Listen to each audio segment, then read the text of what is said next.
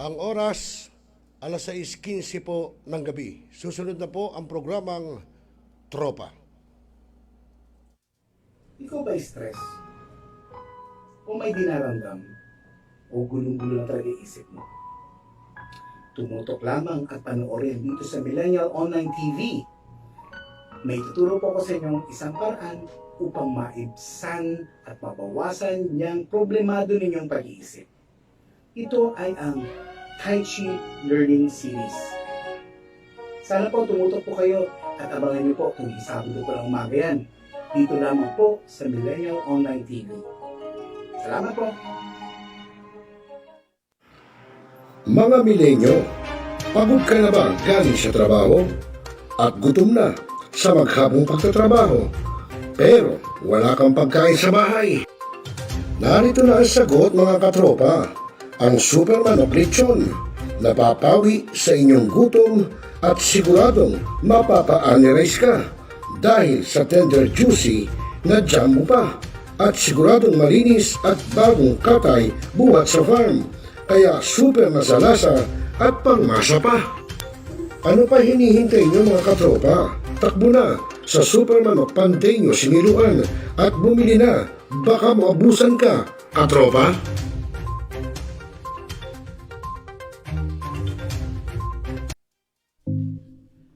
Mga millennials, marunong na ba kayong magluto ng mga masasarap at swak sa budget na mga pagkain? Abay, wag puro lang kayo aksi at ML at puro pagkakalikot lang ng cellphone. Dapat marunong ka rin sa gawaing bahay at tulungan ang inyong mga mamsi. Kaya tara na, samahan natin ang kusinera ng bagong milenyo, si Ate J. At tuturuan tayong magluto ng mga masasarap na ulam para sa ating mga hapagkainan at swak pa sa budget. Ika nga, a delicious food on a proper price. Tara na, mga katropa!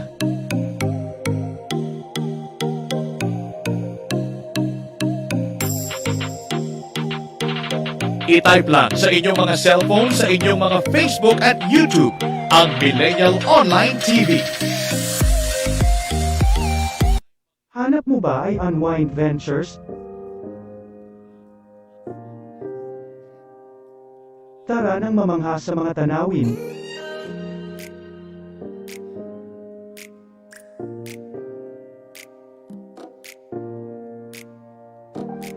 Ano man ang iyong travel goals?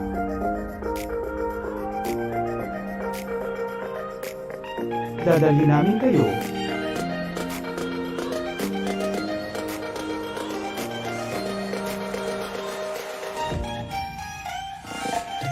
Sa Unwind Ventures at saya.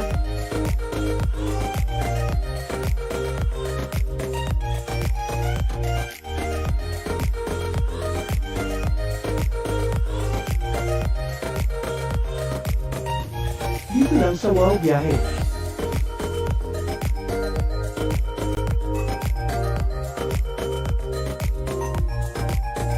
Kaya wow, di ba? Abangan dito lang sa Millennial Online TV.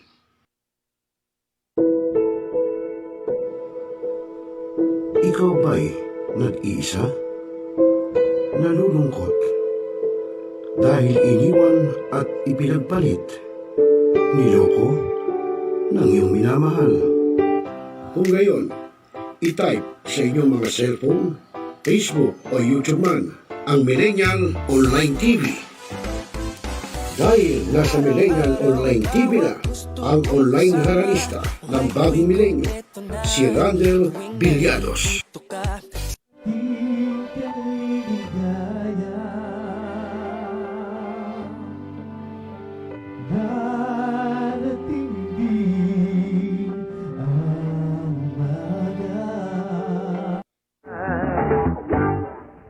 Naninigas ang aking katawan kapag umikot ng plaka.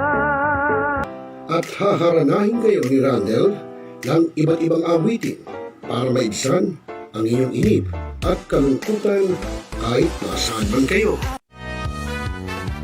Hanggang sa tumanda.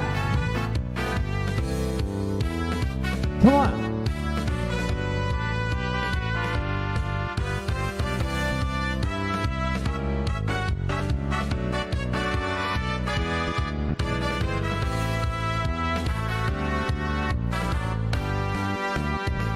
Kung tayo'y matanda na, sana'y di tayo magbago. At pwede rin kayong makiduet kay Randel tuwing Sabado ng hapon. Tutok na! Tawag na, mga milenyo! Araw-araw ikaw ang gusto kong kasama. Buhay ko'y kumpleto na tuwing nandito ka sa tabi ko o aking giliw. Barangay, pangunahing unit ng pamahalaan lokal kung saan dito pinag-uusapan ang bawat sigalot ng mga residente ng bawat barangay. Dito rin pinag-uusapan ng mga piling halal na opisyal na barangay ang mga proyekto para sa kanilang barangay. Kumustahin natin ang panunungkulan ni Kapitan dito sa Dama Barangay sa Millennial Online TV Worldwide, ang katropa ng bawat barangay. Ating tinatapos ang ating pagpupulong. Maraming salamat po sa inyong pagdalo at tapos na po ang ating session. Enjoy na po tayo. Nagbabasa ka pa ba ng dyaryo? O nakikinig ka pa ba ng radyo?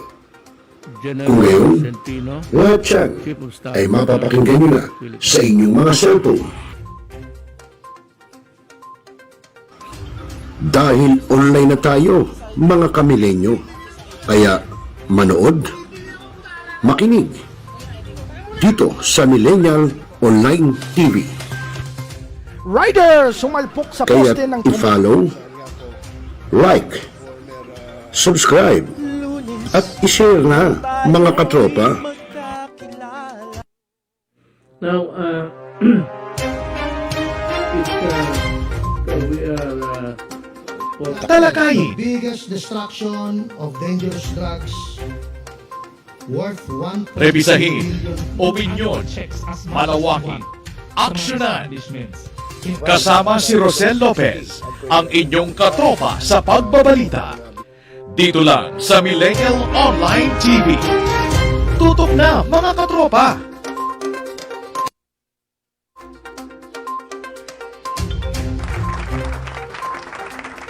Ayun o.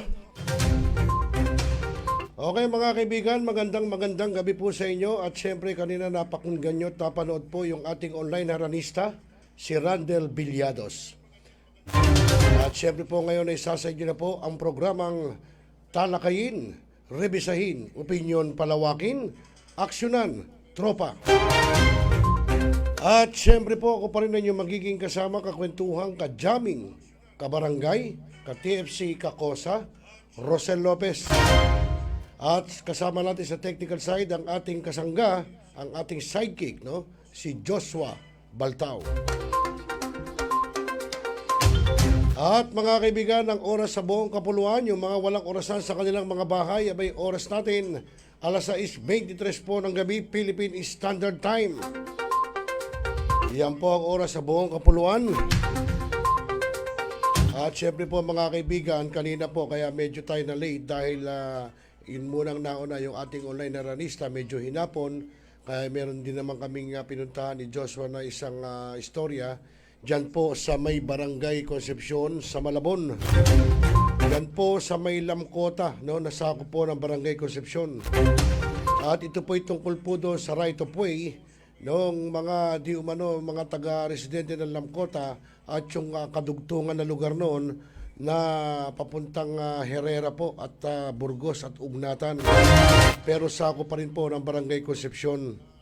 Dahil po kahapon daw ay di umano, no, at ito po ay yung gate doon, yung nakaharang ay binuksan po nitong si Barangay Kagawad Anthony Patola.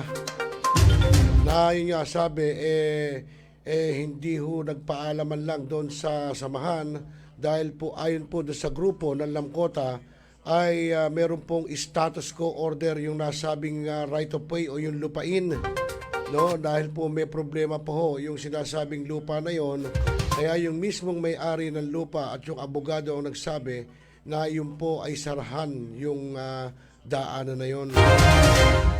Well, kanina, yun nga ay nagkausap-usap kami, no, kasama si Kagawad Anthony Patola at yung mga grupo na samahan ng LAMCOTA at gayon din doon sa kabilang side na si Nanay Lydia. Dahil nga, nakiusap sila Nanay Lydia na kung maaari daw sana buksan yung daan na yon para in case daw makadaan sila. Dahil po yung kabilang side, no, yun po yung sinara na ng private property dahil nabili po yung lupa. So well, at yun nga, sa batas po kasi nakasaad mga katropa na kapag ang isang usapin, ang isang kaso ay merong tinatawag na status quo order, ay hindi po pwedeng pakialaman ng kahit sino. Kailangan po tapusin muna yung salpukan sa korte at saka kung ano magiging resolusyon ng huwes o ng judge ay saka pa lang po ipatutupad yung kung ano man yung magiging desisyon ng korte. Pero as long na may status quo order, abay kahit isang pako pong duling, isang pakong baluktot ay hindi ka pwedeng gumalaw dyan.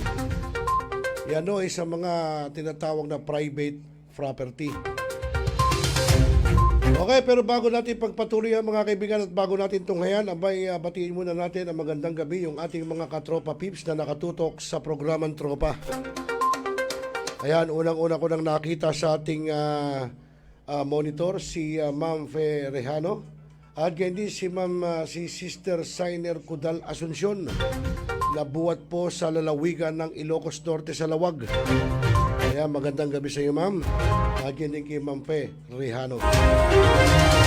So yun mga kaibigan at mamaya itutungay din natin sa inyo ang lagay ng Pag-asa ng panahon buhat po sa ating katropa dyan po sa DOST Pag-asa. Yung pong ating katropang weather specialist na si Grace Castañeda. Ito po ay bulletin ng Pag-asa mula po kaninang umaga hanggang ngayong gabi. At sabi pa ni Ma'am ni Sister Sainer, good PM po Carosel Lopez, tuloy-tuloy po ang biyaya sa programa. Aba, at nakakapulutan ng aral. Nakakapulutan daw ng aral. Opo naman sister, no, dahil kinakailangan dahil siyempre alam mo naman kasama na rito sa atin yung public service, no, kapag tayo nagpo-program. At magandang gabi rin kay Pep Messina, kay Joey Messina ng Kamuning dyan sa Quezon City.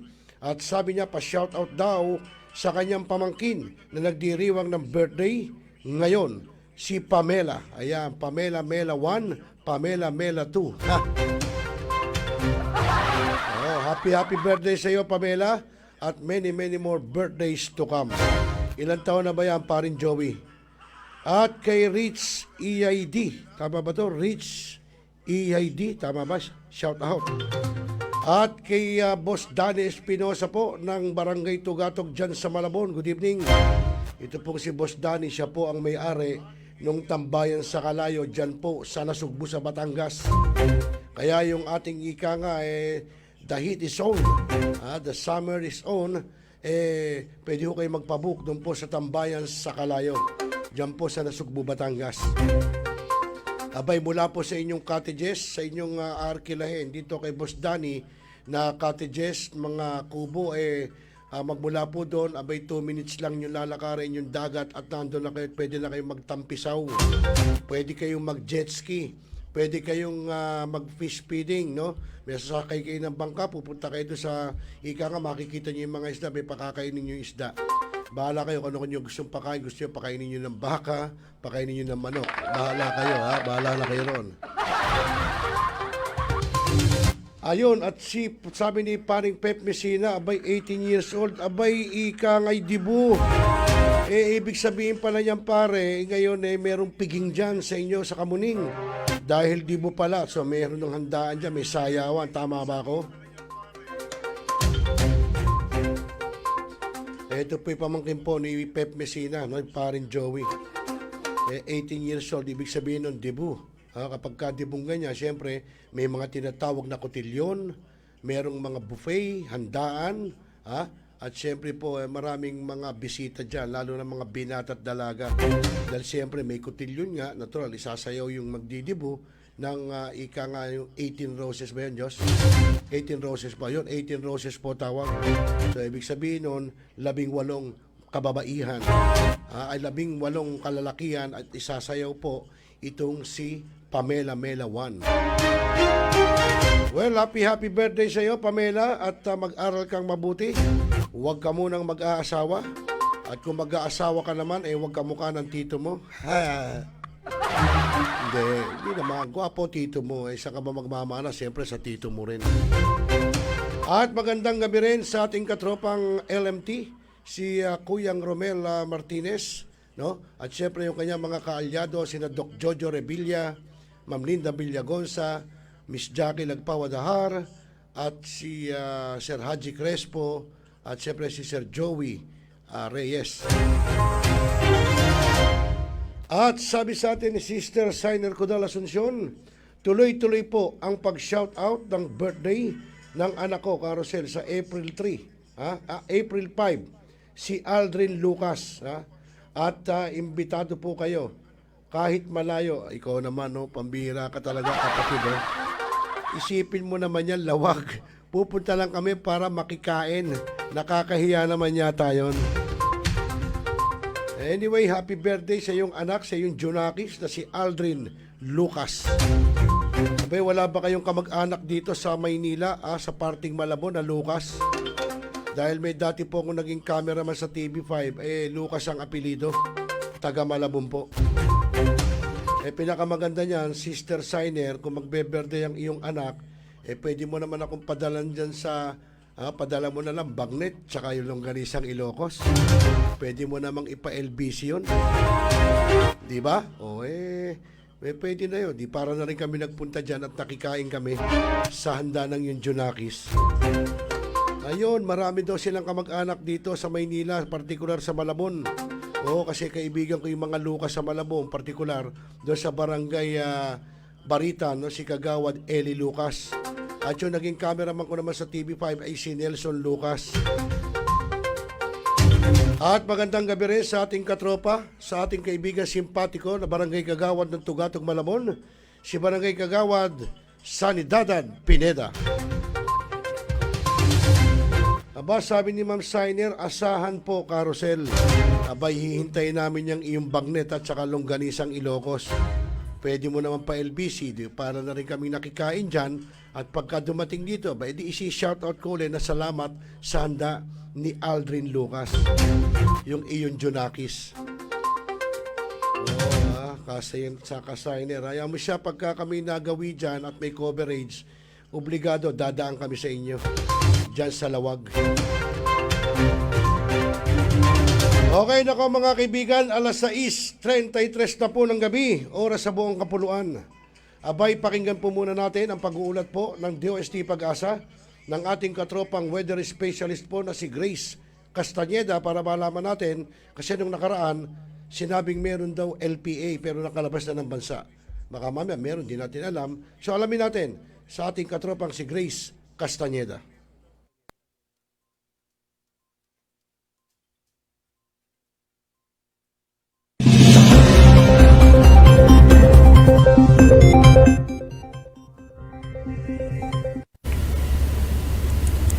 Magandang umaga, ngayon ay March 31, 2022 at narito ang update ukol sa magiging lagay ng panahon sa susunod na 24 oras. Patuloy nga pong umiiral ang easterlies o yung mainit na hangin mula sa dagat Pasipiko, dito po yan sa buong bahagi ng ating bansa. Dala pa rin po nito yung mainit at maalinsangan na panahon, lalong-lalo na po yan sa tanghali at yung mga tsansa ng pulupulong pag-ulan, pagkulog at pagkidlat sa dakong hapon at gabi, lalong-lalo na po yan sa silangang bahagi ng ating bansa. Sa kasalukuyan ay wala rin po tayong minomonitor na sama ng panahon na maaari makaapekto sa ating area of responsibility. At para sa magiging lagay ng panahon ngayong araw ng Huwebes, huling araw po ng Marso, Dito sa buong bahagi po ng Luzon, kasama na dyan ng Metro Manila, ay asahan po natin na ngayong araw ay maaliwalas pa rin po yung ating panahon. Mainit at maalinsangan, lalong-lalo na po yan sa tanghali. Kaya ang lagi po nating paalala sa ating mga kababayan ay hanggat maaari po ay stay indoors o limitahan lamang po natin yung ating outdoor activities. At kung hindi naman po maiiwasan or yung nature po ng trabaho natin ay nasa direktang init po tayo ng araw, ay huwag po natin kalilimutan yung mga pananggalang po natin, yung mga sombrero po or yung mga payong, and kung meron naman po tayong matagal din na activities sa direktang init ng araw, ay uguliin po natin magsuot po ng presko or mga light colored na damit, at uminom din po tayo ng tubig, and also from time to time ay magpahinga po tayo or sumilong po tayo upang maiwasan po natin yung panganib po na maaaring idulot ng direktang init ng araw sa ating kalusugan. And also sa dakong hapon at gabi naman po ay meron pa rin tayong mga tsansa ng pulu-pulong pag-ulan, pagkulog at pagkidlat. Ang ugot po ng temperatura sa Lawag ay maaari pong maglaro mula 25 to 33 degrees Celsius. Sa Baguio ay 16 to 25 degrees Celsius. Sa Tuguegarao ay mula 24 to 33 degrees Celsius. Dito sa Metro Manila, ang temperatura ay maaaring maglaro mula 25 to 34 degrees Celsius. Sa Tagaytay ay mula 23 to 31 degrees Celsius. At sa Kalayaan Island, sa Puerto Princesa, maging sa Legazpi, ang maximum temperature po natin ay maaaring umabot hanggang 32 degrees Celsius. At para naman po sa bahagi ng Visayas at Mindanao, ay sa kabuuan po ay maaliwalas din po yung ating panahon at meron pa rin po tayong mga tsansa ng pulu-pulong pag-ulan, pagkulog at pagkidlat, lalong-lalo na po yan sa hapon at sa gabi. Ito po mga pag-ulan na ito ay mga panandalian lamang, ngunit pinapaalalahanan pa rin po natin yung mga kababayan natin na mag-ingat pa rin po at maging alerto sa mga posible pong pagbaha at pagguho ng lupa, lalong-lalo na po yan sa mga posibilidad ng severe thunderstorms. Ang agot po ng temperatura sa Iloilo at Tacloban ay maaaring maglaro mula 25 to 32 degrees Celsius. Sa bahagi naman po ng Cebu ay mula 26 to 32 degrees Celsius. Sa Zamboanga ay mula 24 to 33 degrees Celsius. Sa Cagayan de Oro ay mula 24 to 30 degrees Celsius. At sa Davao ay mula 25 to 33 degrees Celsius. At para naman po sa lagay ng dagat baybayin ng ating bansa, wala po tayo nakataas na gale warning, ngunit iba yung pag-iingat pa rin po sa ating mga kababayan na maglalayag dyan po sa hilaga at silangang dagat baybayin po ng ating bansa, sapagkat magiging katamtaman hanggang maalon po yung kalagayan ng karagatan po natin sa mga nabanggit po na lugar na iyan.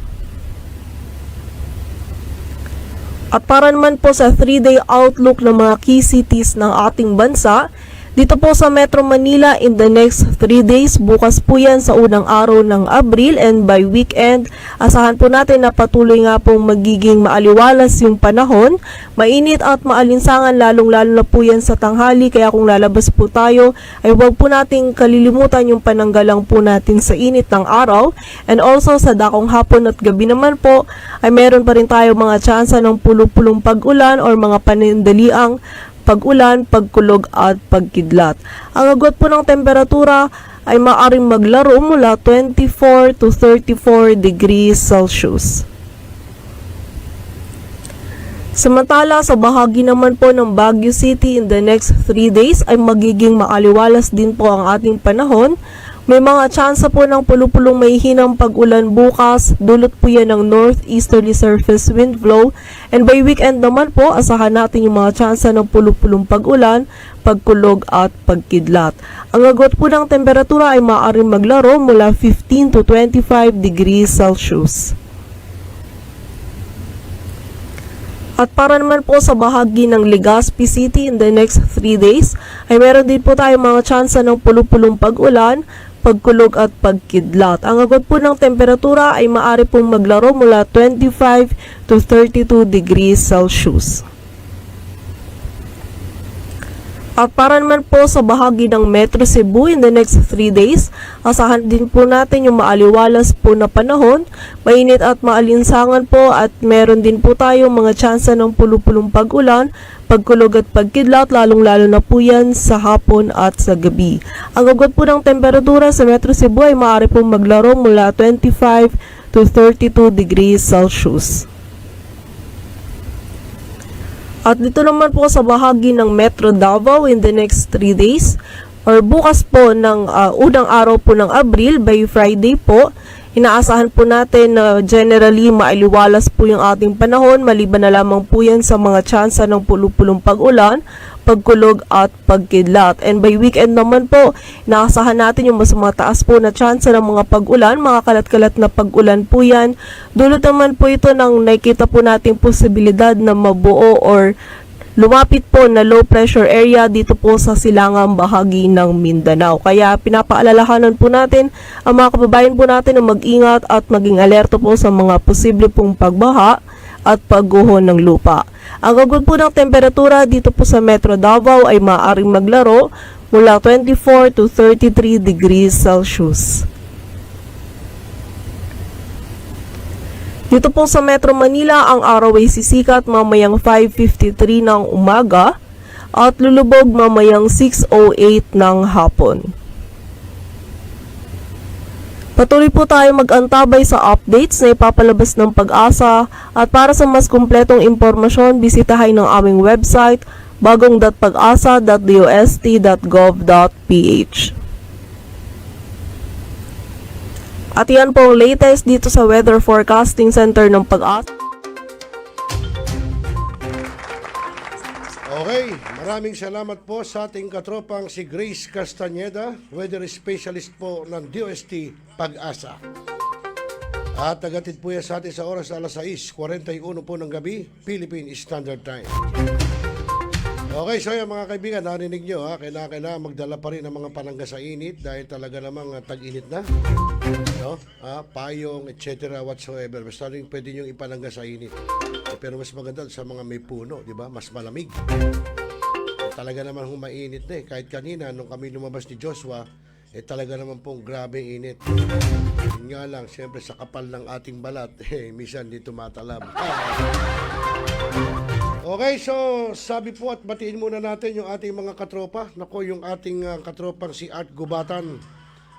No? Yung pong alter ego ni Barangay Chairman Wen de la Cruz ng hulong duwat dyan sa Malabon. Si paring Art Gubatan. Abay ng bola pa. Sabi, pugi mo pre. Pugi. Ano may pugi? Pugita. So talaga paring Art. Paalala mo kay Kap sa Sabado ka mo mag-guest siya doon sa programang Dalo Barangay. At magandang gabi rin sa ating kumpare, sa ating katropa, si Anthony Bautista po, si Ford Tom, ng Barangay Tinjeros dyan sa Malabon, na meron po silang shop doon na Pintados. At kasama niya po yung pinaka-artist doon na si Ian, si Ka Ian. Magandang gabi sa inyo dyan. At napakaganda na shop nyo. Nakita ko. Talagang pampintados na. Abangan nyo po yan. Yung pagbubukas ng kanilang mga sapatos o bag, basta leather po, no, or knapsack, gagawin pong customize. Kung ano gusto yung palagay, pwede yung ilagay yon, no? Gagawin po nila yan. At saka yung mga t-shirt nyo, na gano'n din, na customize na gusto yung anong printing, yung heat press, magkakaroon po doon. Abangan nyo po yan at malapit at inaayos na po yung mga machine.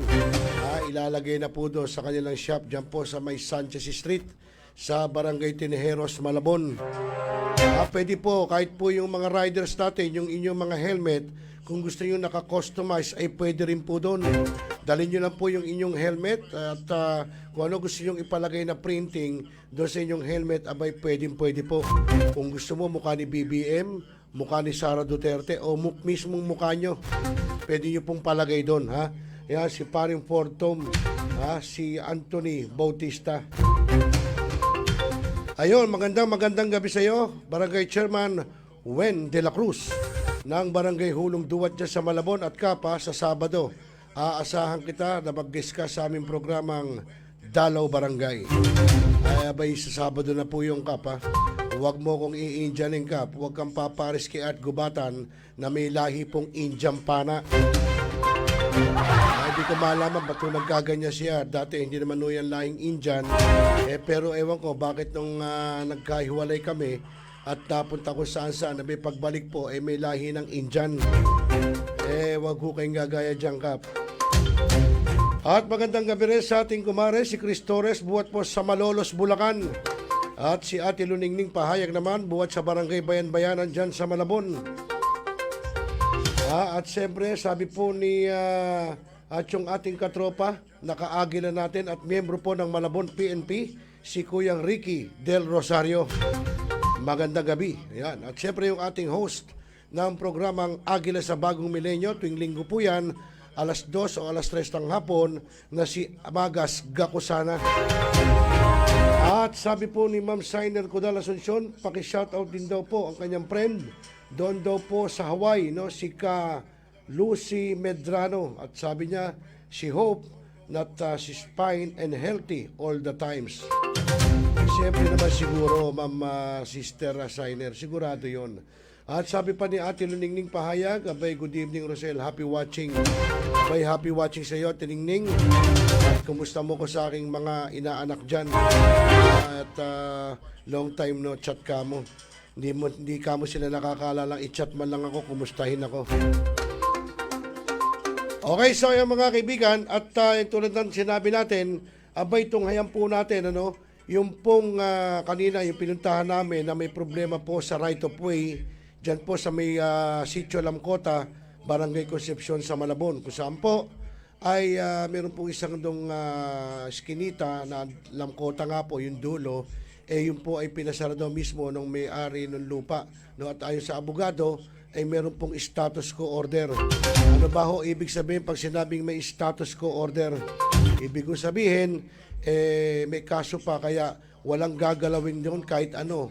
No, kahit na isang puno, kahit na isang dahon, isang pako man lang kung nakapako, wala hong gagalawin.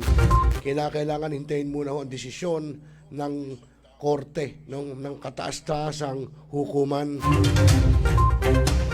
Ewan ko kay Kaagila Magas Gakusana kung tama yung pinagsasabi ko. Tama ba yung sinasabi ko, Magas Gakusana? Itong ating public servant anchor na si Magas, yan, alam niya yan. Okay, so mga kaibigan, doon po kanina sa aming pagpunta ron ay nakausap natin yung mismong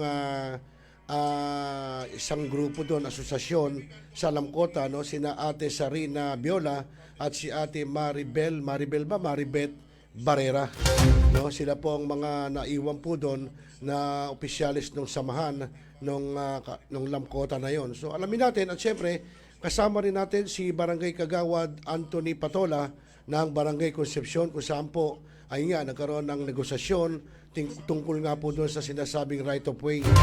Pero po doon syempre nagkapaliwanagan sila pero hindi naman wala naman nangyaring komisyon o inita kundi nagpaliwanagan at maaayos naman ito at saan ba naman paparoon yan, no? Kaya po mga kaibigan, pati yung mismong sinanay Lydia doon sa kabilang karsada na nakikiusap na mabuksan, pero wala naman daw problema, sabi ng kampo ng LAMCOTA dahil sino ba naman sila at sino ba rin yung magkakakilala rin naman sila. Kaso nga lang, meron pong status quo order yung nasabing right of way. So nando naman si Kagawad Anthony Patola at namagitan, nakipag-usap. So yun nga, may status quo order. So siyempre, kinakailangan irespeto at sundin, no, kung ano ang desisyon ng kataas-taasang hukuman. Okay, sa mga kaibigan, wag na natin patagalin, panoorin natin yung coverage namin ni Joshua kanina para po kayo na magbahala na magbigay ng opinion nyo, suwestyon dito po sa ating pinuntahan kanina. Panoorin natin.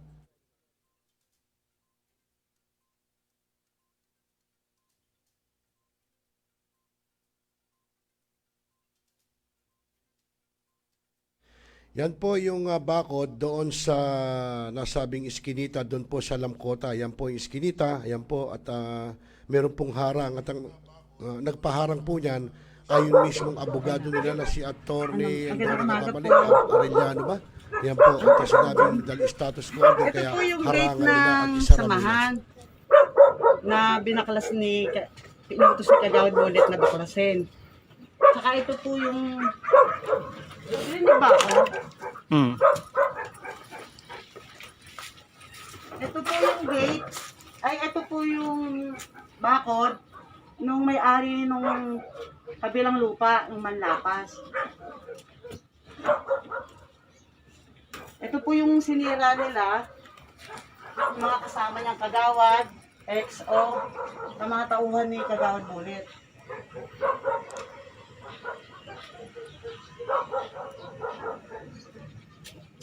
Ito po yung yung ng DPWH na staging area doon sa na-demolish na 12 families dito sa may LAMCOTA, CONCEPCION, Malabon. Ito po yung staging area ng samahan na sa 12 family. Kaya nasa status ko pa to sa court.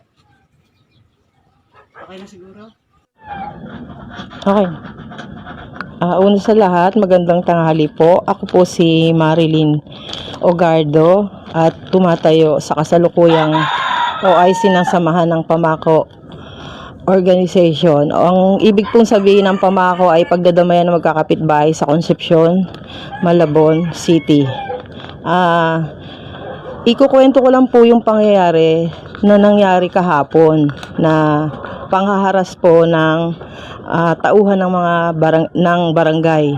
Kasama na rin po yung kagawad na nanguna doon sa kanilang pagpunta rito na si Anthony Patola aka Bullet, Kagawad Bullet po. Ang una ko kasi nung nagpunta sila rito ng bandang alas 3, sinasabi nila na didiretso raw sila dito sa dulo para buksan yung daanan. Yung daanan po sinasabi nila ay may bakod. Ito po yung bakod na yon.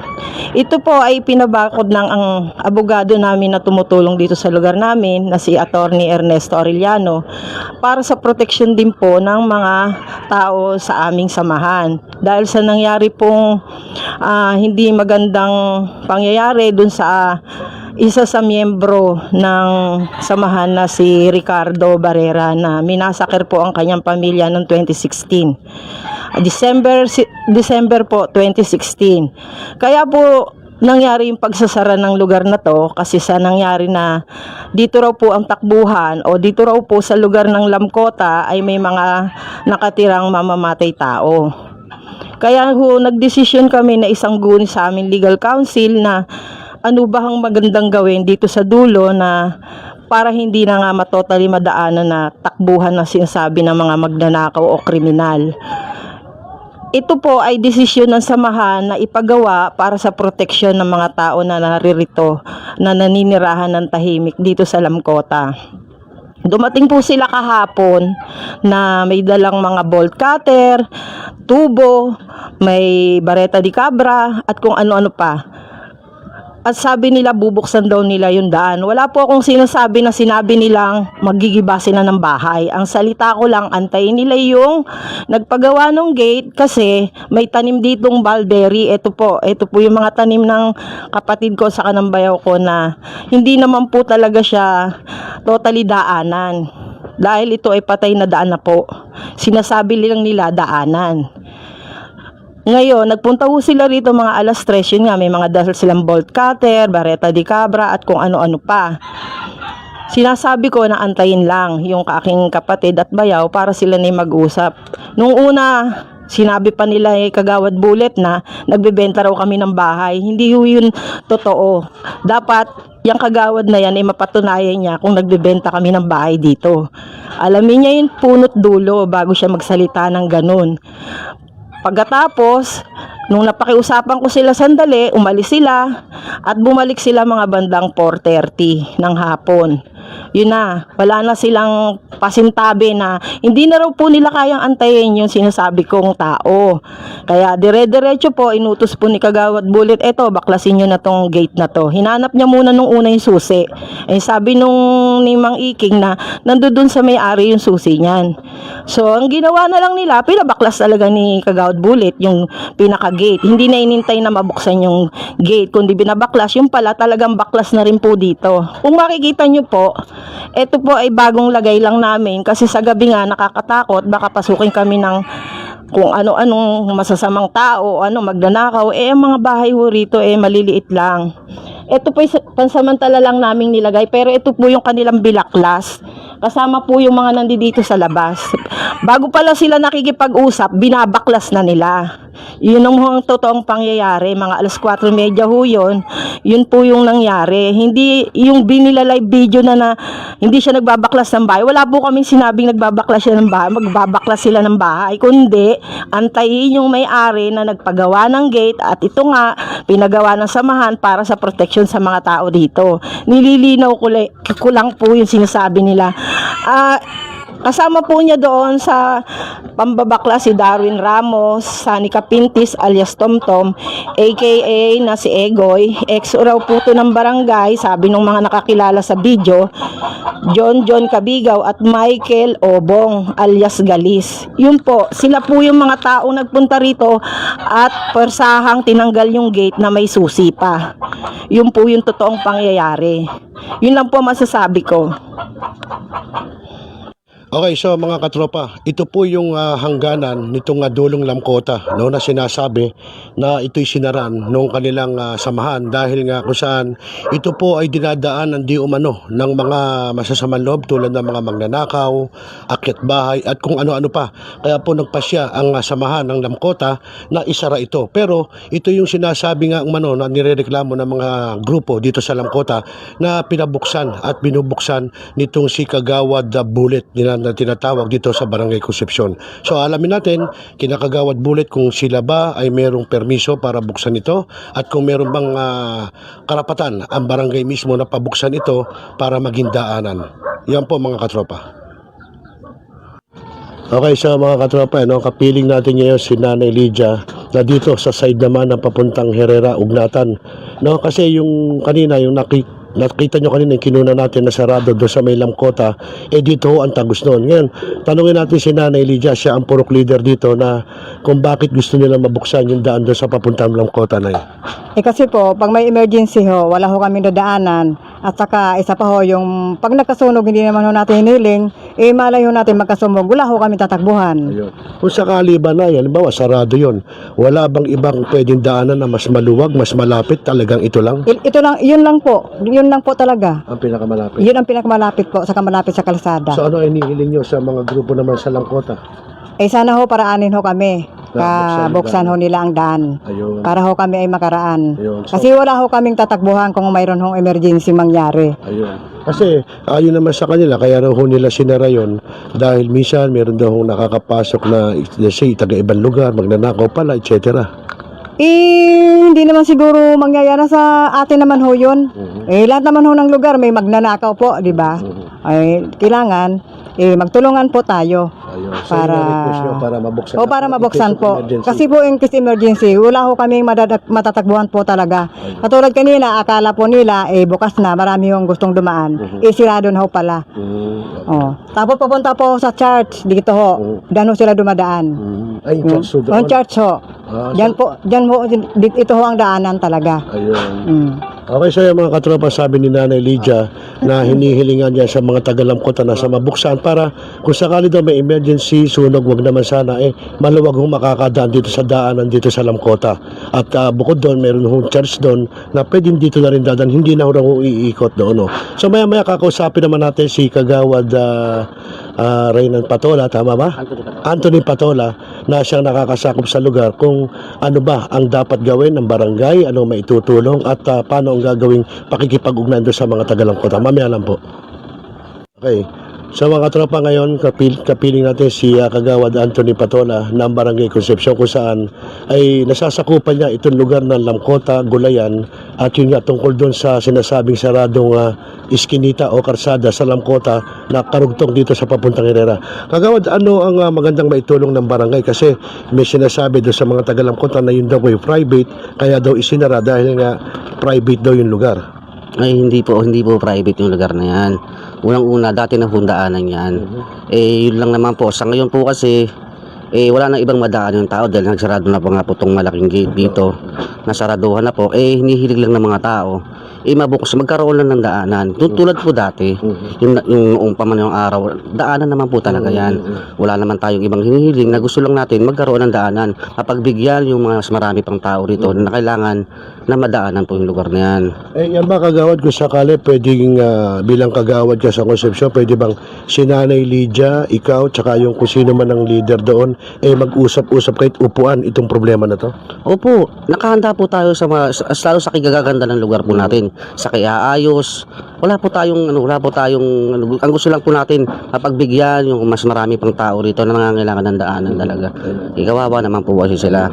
So yan mga katropa, no, sabi ni Kagawad Anthony Patola na naka-ready ang barangay kahit siya mismo personal na idaan sa magandang usapan nung purok leader dito si Nanay Lydia at kung sino din ang namamahala ng leader at mag-uusap-usap sila para sa ikagaganda. At kanina suggestion ni Kagawad Anthony Patola o sabihin natin Kagawad Bullet, nasali na ako kay Kagawad Bullet na meron siya sinasuggest kung sakali na pag halimbawang nabuksan, maglagay ika ng mga parang bantay. Paano yun, Kagawad? Pwede naman natin ihiling sa kapitan at pagbibigyan naman ni Kap yun para sa ikabubuti naman ng lugar, sa ikatatahimik bilang peace and order po ng barangay. Papakiusapan natin si Kap na lagyan ng mga tanod dito. Halimbawa, kung sino man yung dadaanan, hindi taga rito. Siyempre makikilala dahil sila, isang tao lang ang tao rito. Kumbaga sila magkakakilala. At kung meron mga ibang tao na papasok dito, na tulad nga na sila sabi nila na mayroong ibang tao pumapasok, makagawa natin ng paraan. Kumbaga sa security nila. Ayun. So, ibig sabihin, wala silang pangangamba. Bukod na taong magbabantay na taga rito, bukod yung taong tagabantay sa kanila. Opo, yung sa kanila po mismo, kahit yung sa tao po nila na alam na yung mga tao na nandun at makilala rin ng mga tao nandito, wala akong problema, wala akong magiging problema po ron. Basta po ang sa atin lang po, sa kaya-ayos lang po ng lugar. Magkaroon ng daanan, yung negosasyon, gusto po natin yan, sa barangay po kasi sinarado po nila yung daan, hindi naman sila nagpaalam sa barangay. Wala naman pong ganun. Sa atin lang po, kung iyon ang ikabubuti at kaayos, nakahanda po ang barangay. So kung ano pinakamagandang gawin? Opo. Okay, so mga tropa, yan ang sinabi ni Kagawad Anthony Patola na kung ano pinakamagandang gawin para sa ikaayos ng mga residente dito sa pagitan ng Lamcota at dito sa papuntang Herrera ay nakahanda na upuan nila at pag-usapan ang pinakamagandang solusyon dito sa nasabing problema. Okay po mga katropa? Para mga bata dahil ginagawang daanan. Hanggang sa may nabaril doon na si Panot, kapatid mo, di ba? Napinagbintangan pa na muna dito tumakbo, taga rito raw yung pumatay. Kaya protection din sa mga tao na pinagbibintangan kami na kami ang kriminal, nilagyan na namin ng ganun. Ito sa akin lang po Ngayon po kasi sarado na yung daan dito. Nahihirapan na yung mga tao. Tapos na po yung mga pangyayari, tanggap na namin, wala na yung... Hindi, sa amin wala rin yun. Ganito po Ang sa amin lang po, kaya po tayo nag-uusap-usap dito, gusto natin mangyari, yung gusto ng mga tao, Kagawad, kahapon wala kayong lidyang ipinresinta sa amin. Kayo lang mismo nagpunta rito, wala kayong lidyang pinresinta. Kami Kagawad. Si Kuya Rene, ang sinabi nyo na bibigyan ng pwesto ni Kapitan Jan at pilit na bubuksan niyang pinto na yan. Yan na, Kuya Bitoya, yan ang malinaw, kahit sa video, nasa video yan. Kagawad kami, kinikilala namin kayo bilang Kagawad. Diba? Alam mo yan. Sabi ko, antayin nyo na lang sila. Dahil sila, eto, bakod ng samahan. Yung gate na sinira nyo. Ito. Bakod to. Oo, ni Manlapas. Yung kabila po. Ang bakod ni Manlapas, itong barbed wire. Yung Tunan na lang namin ng ganito, mga bata, dinadaanan. Dito, Ngayon, ito po, yung pwesto. Ito, Kuya Bitoy, Itong pwesto na to. dyan, ang nagpagawa sila Sari Ako. dahil may tanim silang balberry, ito, tsaka ito mga kalamansi. Hanggang saan tayo magiging ano? Gusto lang natin magkaroon ng daanan. Kasi kagawad 2016 pa yan sarado sa nangyari. Oo nga po, ito na nga po diba? Pero daanan pa rin po Ito lang, yan. Kuya Bitoy. Daanan pa rin po yan. Para ipaalam ko lang, ipaalam ko lang kay Kagawad na kami po ay nasa korte. Status ko po tayo. Kahit isang bako, wala kayong pwedeng galawin sa LAMCOTA. Oo, nasa status ko kasi. Kahit saan nyo itanong na abogado nasa yan. korte to. Kaya kami, hindi rin kami gumagalaw. Eto nga, nag-giveaway na lang rin ako. Ginawa ko na lang tanim-taniman. Ayoko maging bahay na lang. Hindi Kasi nga ito, pinalagyan ng bahay anong kasi oras, tinaniman na pwede lang. na talaga tong kuhanin. So, Kasi sabihin, may gobyerno. kaso pa? May kaso to, Kuya Bitoy. Kahit naman, hindi ko ngayon, pinalagyan alam ng bahay. nila, pumunta sila sa korte, kung saan korte man yan, sa Supreme Court, nakarating na kami ng Supreme Court. namin si Atty. Are, pinabalik niya lahat. Pinabalik ni attorney yan, Siya kala nyo napabalik ba? niya. Kausap namin siya kahapon. May Lydia, ayan. Eto, si Nanay Lydia, kilala namin Oo nga. to dyan.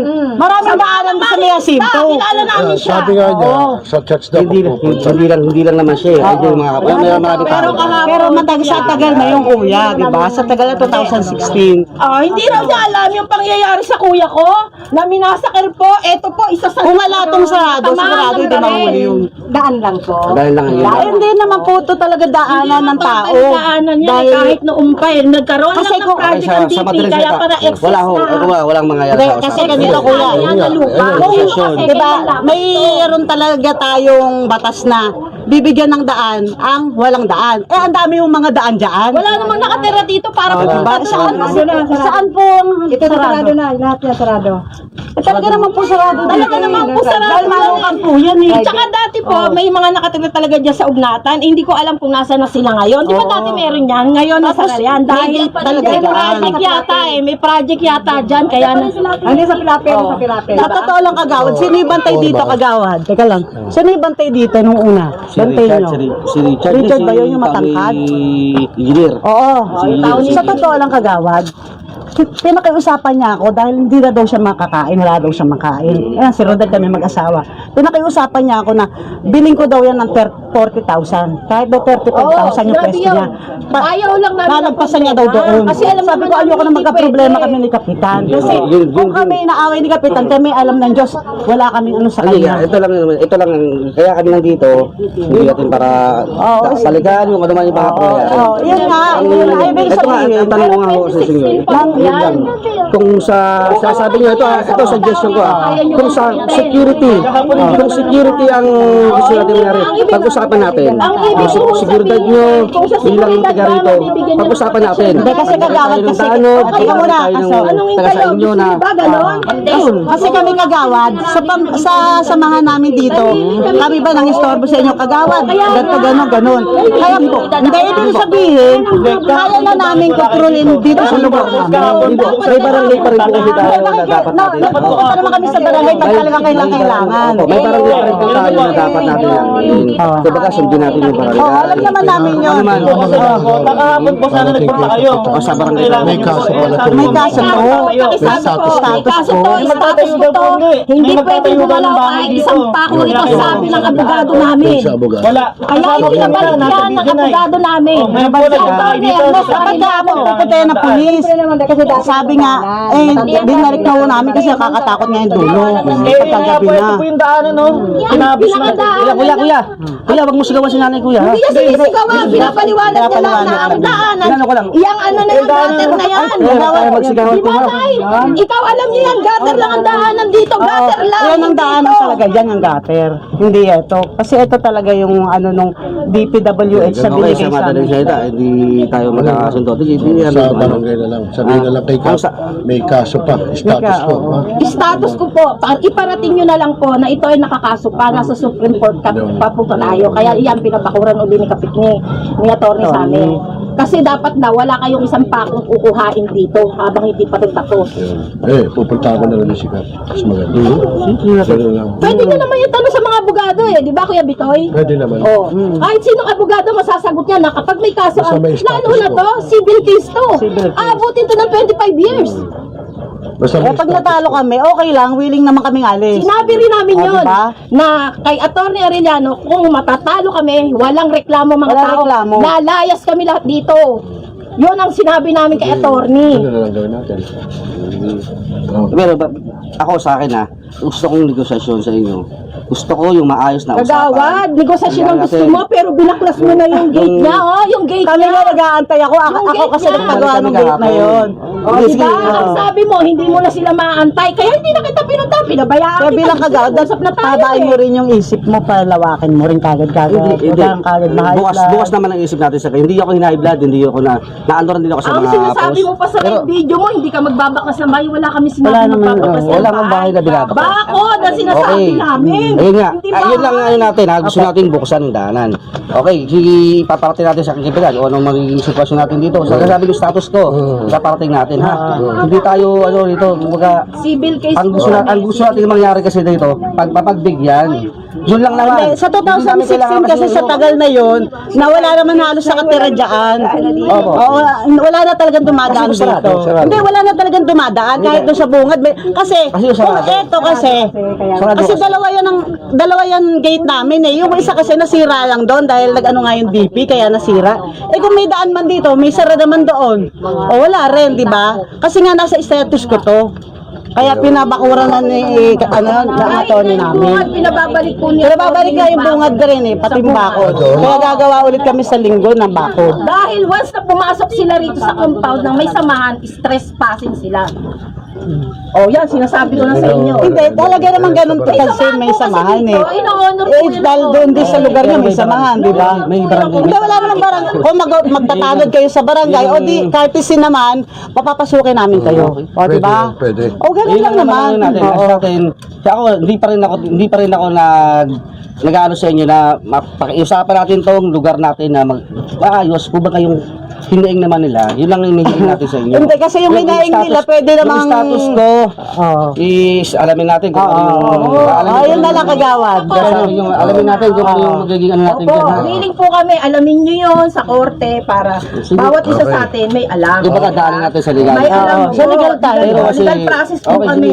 Kaya nga kahapon, kami nga nag-aantay lang mag-25 years. Nagbibilang na kami nung isang araw. Tapos agad ilang taon na ba tayo? Ano kami magagawa? Gusto mo yun baklasin mo yung hinanap mo yung susi kay Kuya Iking, di ba? Ano sagot ni Kuya Iking? Wala sa akin yun. Kaya nga, hindi ko na ito pinabayan kasi nga iniisip ko sayang din yung magiging pera ko kung paano. Yun na, malinaw na alamin mo na ni Kagawad para Tapos, Nanay Lydia, narinig nyo may status ko itong lupa. Status ko po ito, kaya si attorney rin po ang nagsabi niya na ilagay yan. At saka yung presidente ng ng mangingisda, si Tatay Dati ito, di ba? Rode, alam din nila yung kaso dito kaya hindi na sila dumadaan dito. Lalo pa yun, mga nanay ko yun doon, na nanayang ko, hindi ko papabigdaanin. Nauna yung bakod din, yung mga babwer, Nauna yung babwer.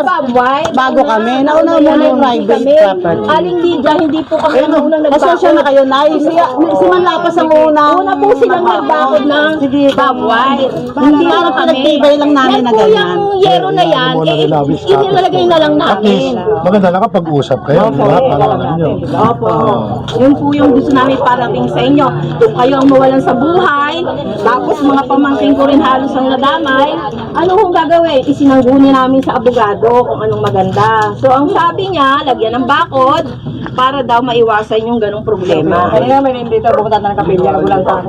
Pero sabi talaga ni attorney Arellano, kasi para magkaroon din kayo ng katahimikan na lagi niyo nung nasara yan, nakakatulog na kami ng maayos. Kahit si Kano alam yan, hinabol pa nga raw ni Kano yung pumatay kay Panate. Dito yung tumakbo. Gawa ng manukan, paano nyo gagawin daan? Doon nga, nagpagpag yun ng pulbura, doon sa may tindahan namin. Ito nga nasagi pa nung tumakbo dalawang kriminal. Ito nasagi siya, tumatakbo. Hindi mo naman pwede harangan yun, may bare. Kasi unang-una, kahit tingnan nyo sa barangay ko, may record na kaming mga taga-LAMCOTA na gumawa kami ng kalokohan. Ikaw, taga dito ka, di ba, CONCEPCION? Kahit tingnan nyo yung record namin, kung kami ba, may mga problema. Magandang hapon na. Kung kami ba ay mga problema, ibigay sa barangay. Naalala ko na. Kuya Bitoy, Michael yan. Yan ang sinasabi ko, meron ba kaming mga binigay na problema sa barangay? Tahimik kami rito. Tahimik kaming namumuhay. Tahimik kami.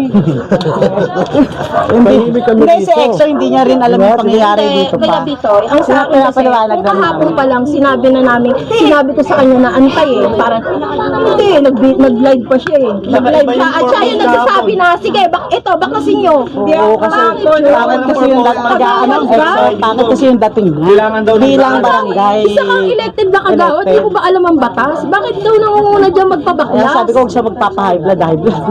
Diba? Sige. May batas tayo. Di gano'n na lang, no? Papaalam natin yung para malaman niya. Oo, sige po, nakakasapot tayo Kaya eh. pasensya na po kayo dahil yung si Manlatos talaga ang Hindi po kami ang unang nagbakod dyan, Nay. Pasensya na po kayo. Nilagyan lang po namin ng bakod dyan. Ito, TV nga, hini-request lang kasi wala tayo, hindi ko alam yung sabi yung status ko, ano ba yan? Ano ba yan? Sa korte na yan? Ano ba naging ano yan? Ito lang, simple lang. Buksan lang natin.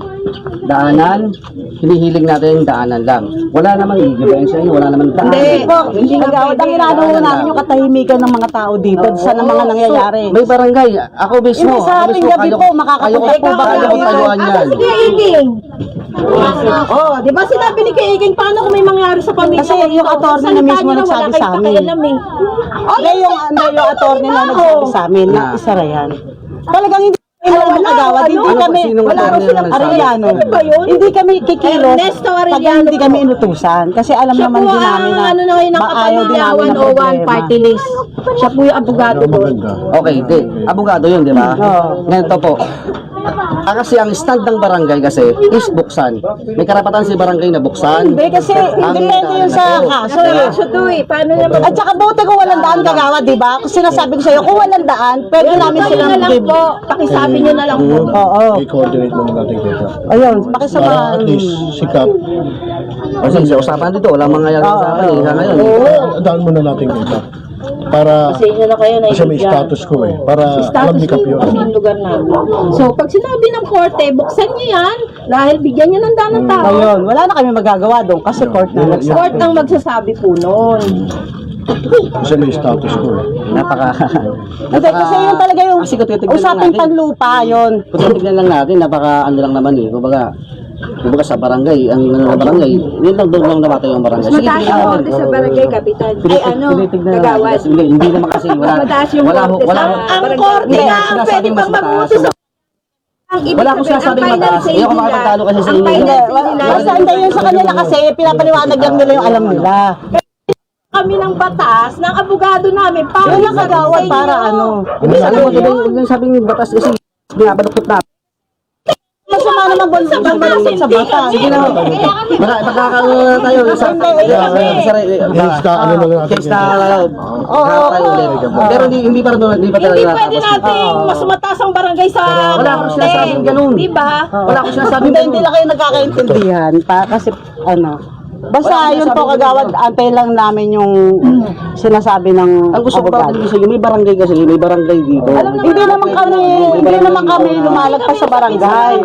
Kasi national project po ang pero dumaan pa rin ako sa barangay kagawad, pasensya na kayo dahil yung nareklamo ko lang naman doon, yung mga pumasok dito, yung nagsumira niyan. Hindi naman pwedeng sasabihin ko si Juan, si Pedro, di ba? Kaya totoo lang yung sinabi ko na yung sumira niyan, yung mga pangalan na to.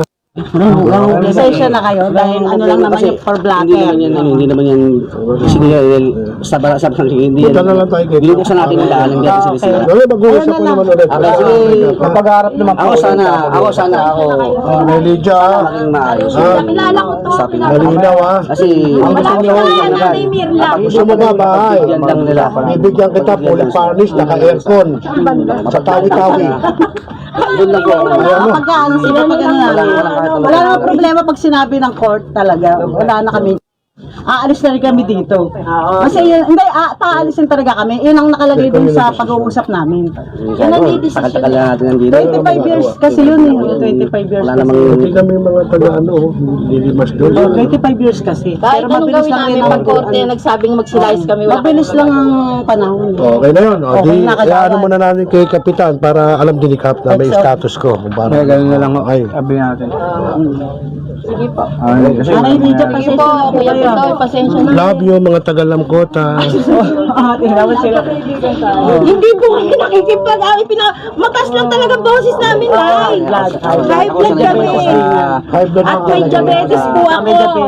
Sa po gamot din. Gagamot o kamatsili. Saan ba may kamatsili? Hindi, ngayon lang o, 2020. Ito blueberry. January. Yun ang magandang salubong ng January. Namatay si Mama. Wala kagawa. Kahit kapiraso, hindi talaga mabigyan. Saka na lang ho natin yung pag-isa. Saka na lang pagkapitan na si Kagawan. Ha? Hindi po. Wala tayong ambisyon sa kandidato. Hindi po to. Nayabaw na. Pasensya na kayo. Hindi siyempre magkakaroon.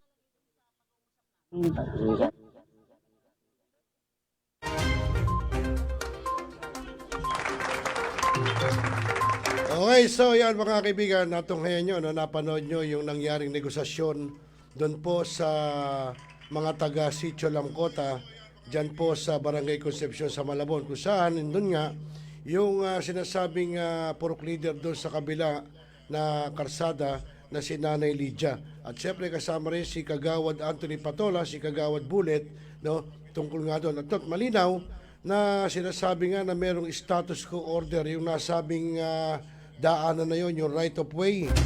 Kaya po yon ay mismong abogado nung samahan ang nagsinabing isara, no, dahil may kaso pa.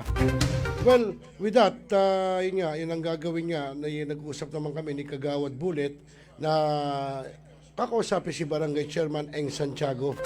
No, siya po ang Barangay Chairman ng Barangay Concepcion sa Malabon na siyang nakakasakop doon sa nasabing lugar. Aminin na natin hindi, pagka po korte ang may order na status quo, ibig sabihin talaga, hindi po pwedeng galawin, hindi po pwedeng kantiin. So, isa lang ang pwedeng paraan doon. No? Yung mga residente ng Tagaron, po, siguro po pwedeng pumunta sa barangay, makiusap kay kapitan o kay kagawad na samahan sila na makiusap doon sa samahan na kung po pwede ay makadaan sila doon sa nasabing right of way. Pero, depende pa rin yan sa magiging desisyon ng kanilang abogado o ng korte. Okay, nako, magkakaibigan, nagatid sa atin yan sa alas 7:20 po ng gabi, oras sa buong Kapuluan. At bago tayo magpatuloy, abay, shout out daw, sabi ni Michael Santos ng Navotas City. At ganyan din si, ano ba yung sulat nitong ano mo? Apps Mikey Shrine Thompson, ayan, si Michael yata ito. At si Ma'am Signer Asunsyon, nanonood po buwat sa Lawag, Ilocos Norte. At sabi naman po ni Ana May Barrera, mali yan kasi yung rason nyo nung una gagawan nyo ng bahay yung isang tauhan nyo na si Kuya Rene, no? Huwag daw kayong gumawa ng istorya. Sabi Kagawad Bullet, panoorin nyo yung live video sa wall ko. At sabi naman ni Estel Pumaman, abay magandang gabi sa Estel Pumaman. At sabi pa ni Sister Signer Kudal, Kagawad, huwag mong ipilit ang gusto mo kasi nasa kaso yan. Ayun, sabi niya. At shout out daw, sabi ni paring Leo K. Ayun, nanonood sa atin si Melchor Barrera, yung ating katropang mekaniko po ng motorsiklo. No? Isang bihasa, isang magaling na mekaniko dyan sa Concepcion din. Good evening, sabi ni good evening daw sa lahat, no? Watching from Taiwan, si Ma'am Shin Tabausares. Ayan, nasa Taiwan pa ho siya nanonood. At sabi naman ni Ma'am Signer, sana lagyan mo ng trespassing. Sabi niya, sana daw lagyan pa ng no trespassing. At sabi pa ni Ana May Barrera, aalis kami kapag sinabi ng korte, hindi pag sinabi ng kapitan.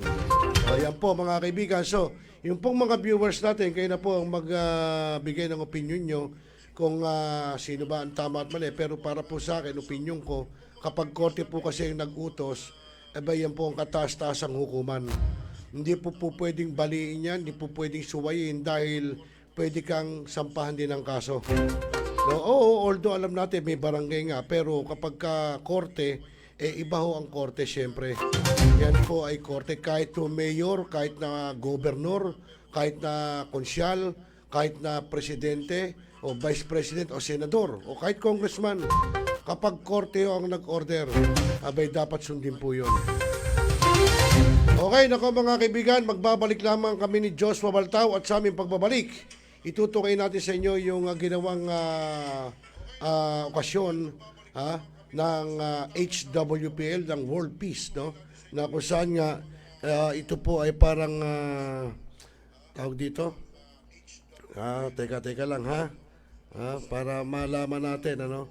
Ito po ay yung tungkol naman dito sa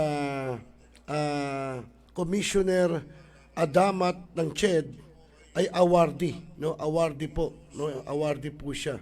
So ito po yung World Peace Seminar and Award Ceremony nitong si Commissioner Adamat ng Matama MK Gandhi Prize for Non-Violent Peace. Mamaya po yan sa aming pagbabalik.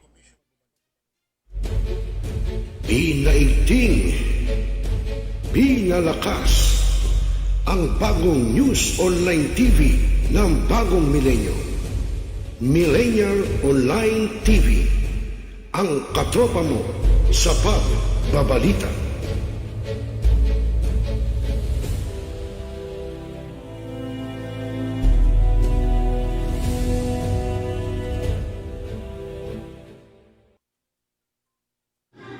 Barangay, pangunahing unit ng pamahalaan lokal kung saan dito pinag-uusapan ang bawat sigalot ng mga residente ng bawat barangay.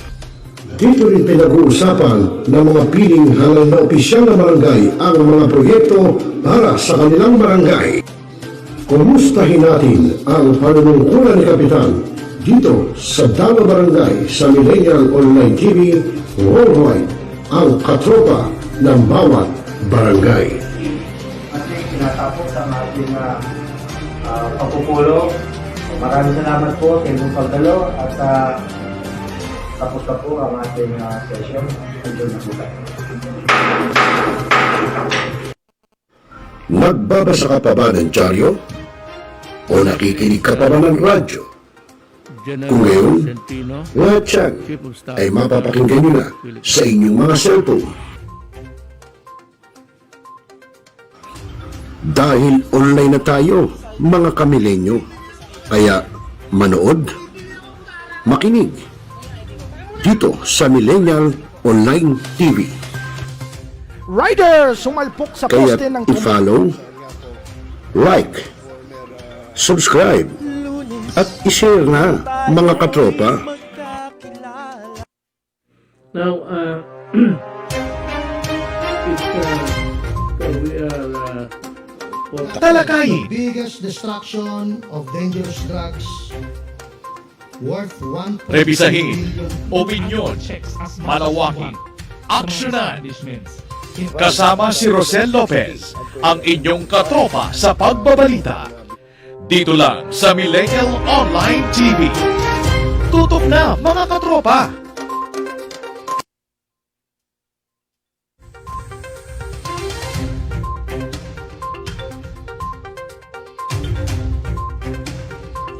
Okay, so mga kaibigan, alas 7:26 na po ng gabi, Philippine Standard Time. At muli po tayo nagbabalik sa ating programang Tropa. Okay, so mga kaibigan, wag na natin patagalin. Tungin na natin yung ginawang pagbibigay ng parangal, no, ng dito kay sa CHED, dito kay Adamat, no, ng HWPL dito sa World Peace. No. Mga kaibigan, tunghayan po natin.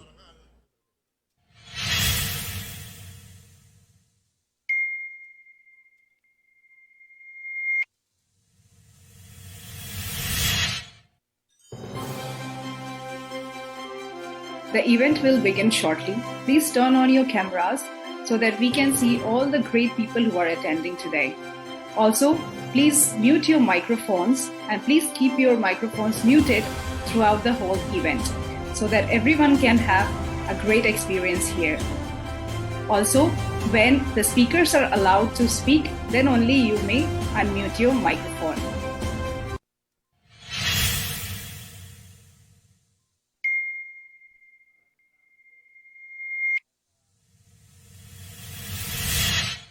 We will start with the national anthems of India, Norway, and Korea.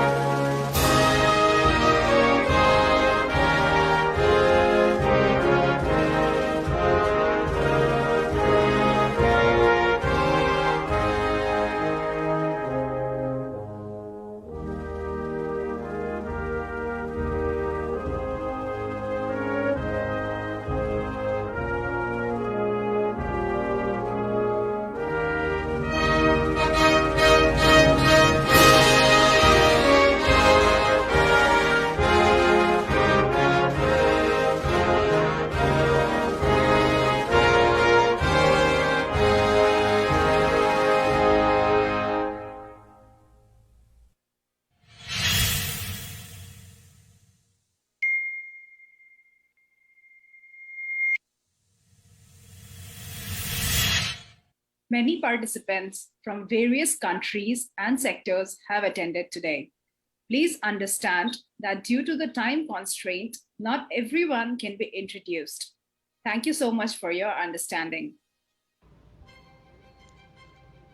The office bearers of the Mahatma M.K. Gandhi Foundation for Non-Violent Peace, Dr. Hong Kim, Swaraj Paul, Dr. Elaine Waldorf, Dr. Professor Y.N.E. Reeves, Mr. Prasanta Acharya, Mr. Rabindra Pandrong Kamat, Dr. Prasanta Patani, Dr. Swaroop Ranjan Mishra, Mr. Nagender Kumar Pradhan, Mr. Braja Shankar Nayak, Mr. Amarjeet Singh Kaurad, Professor Lalit Agarwal, Dr. Jyoti Mahapatra, Mr. Suresh Adupia, Mr. Madhusudan Doria, Mr. Rupa Ram, Mr. Nathu Singh Gurjar, Mr. Sushil Vakil, Mr. S.N. Gautam, Mr. Sanjay Agarwal, Mr. Vijay Watia, Professor Pradeep Sen, Mr. Bhupender Singh, Mr. Jagannath Das, Mr. Pramod Chandra Das, Mr. Manas Das, Dr. Professor Surendra Mishra,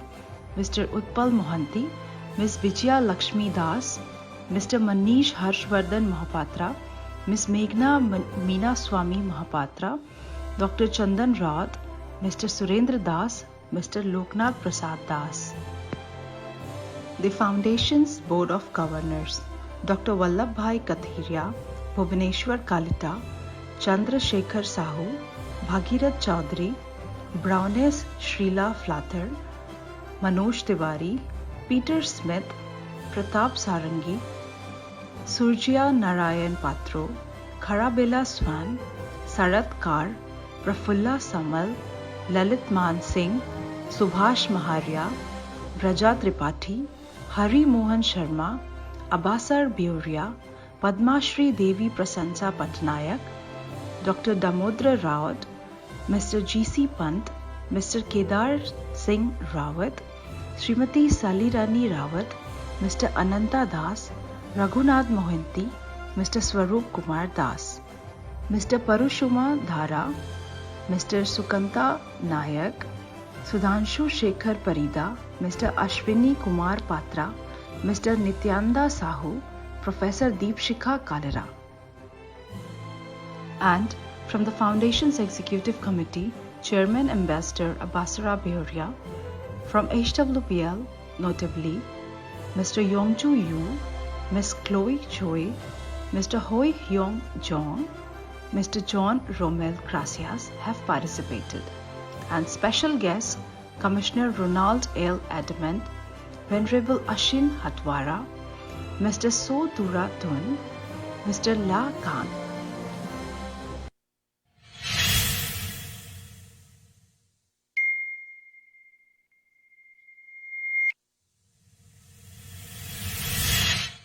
Today's event is made up of two parts. In part 1, there will be seminar on world peace, and in part 2, there will be an award ceremony which will be held. But before we start the actual event, Dr. Jyoti Mahapatra, the Secretary General of today's host, the Mahatma M.K. Gandhi Foundation of Nonviolent Peace, will give a welcoming speech. So let us all welcome.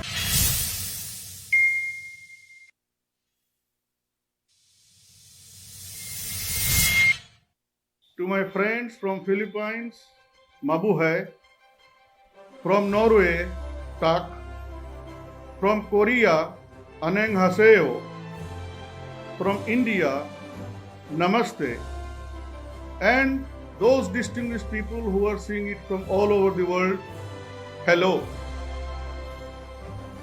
Today is a historic occasion. We have all come forward to this seminar, World Seminar on World Peace. Why I must say it is historic? Because it is the need of the hour.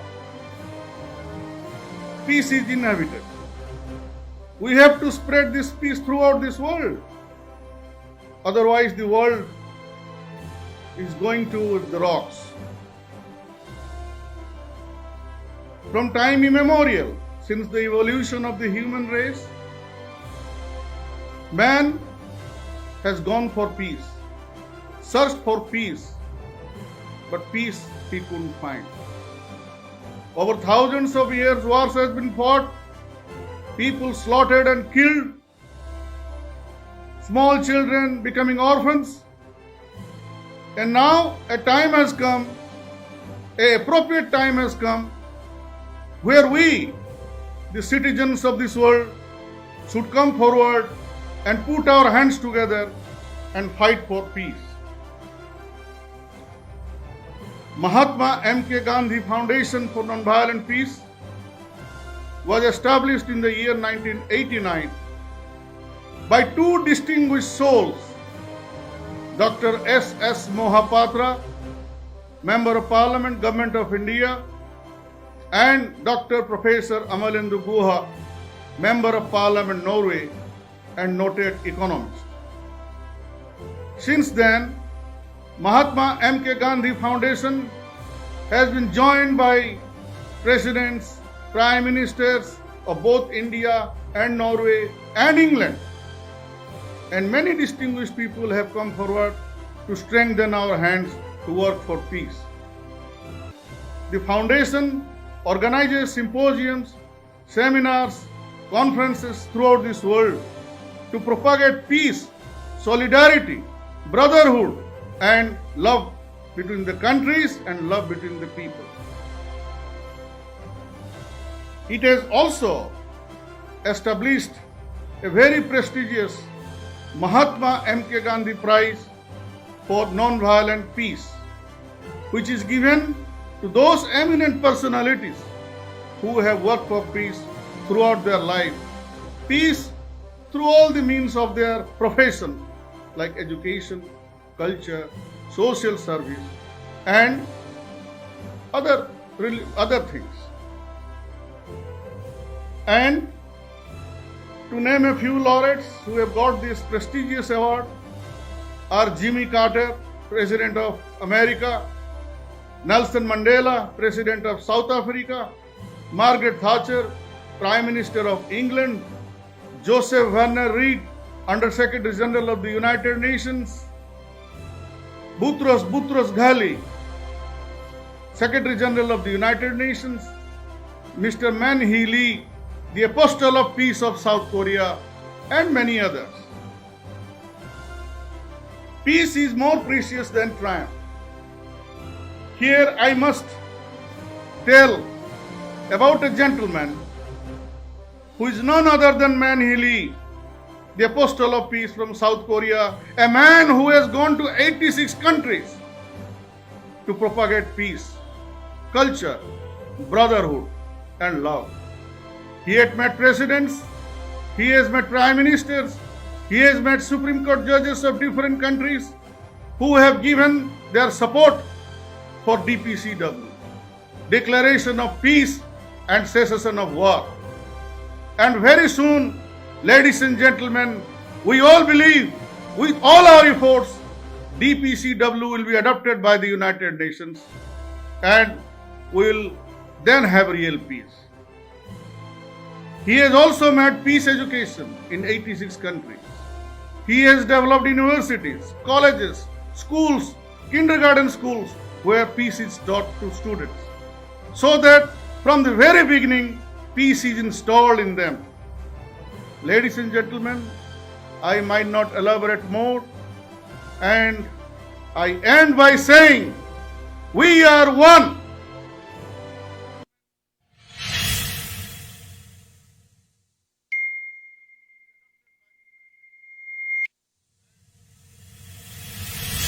Thank you, Dr. Jyoti, for your graceful presence and a wonderful welcoming speech. We are deeply honored to invite the Messenger of Peace now. The Chairman of HPWL, Mr. Man Hee Lee, will give a congratulatory speech now. Let us all welcome him.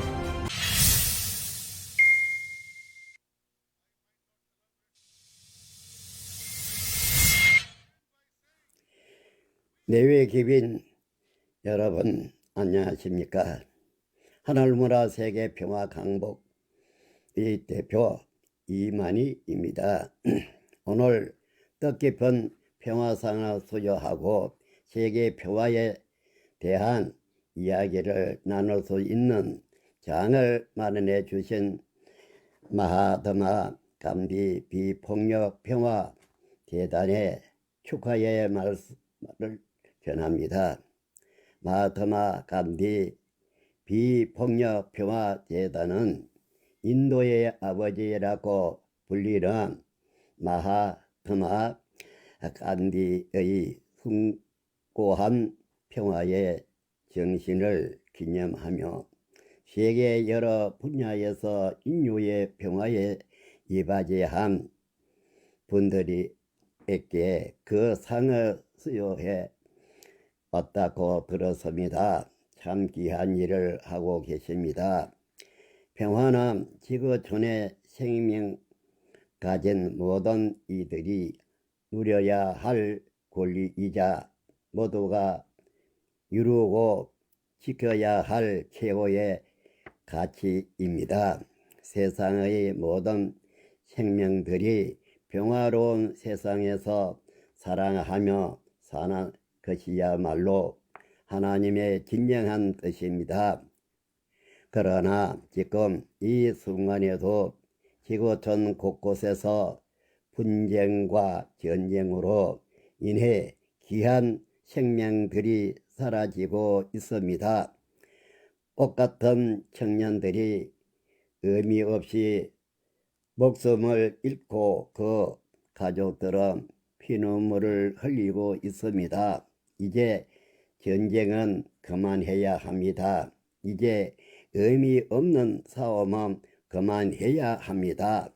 특별히 오늘 이 자리에 모인 분들은 누구보다도 세계의 평화를 원하고 평화를 위해 각 분야에서 노력하고 계신 분들입니다. 여러분들의 노력과 오늘 나누는 평화에 대한 이야기가 진정한 평화 문화 정착으로 이어지기를 간절히 바랍니다. 특별히 오늘 마하트마 간디 비폭력 평화상을 수상하시는 분들은 하세관과 평화와 활동을 적극적으로 함께 해 주신 분들입니다. 평화를 사랑하는 그 마음과 누구의 감사를 드립니다. 아다마님, 아시님 축하드립니다. 항상 하세방을 든든히 지지해 주시고 오늘의 자리를 주재한 마하트마 간디 비폭력 평화 재단에 감사를 전합니다. 평화를 위해 외칩니다. 우리는 하나입니다. 위와 원.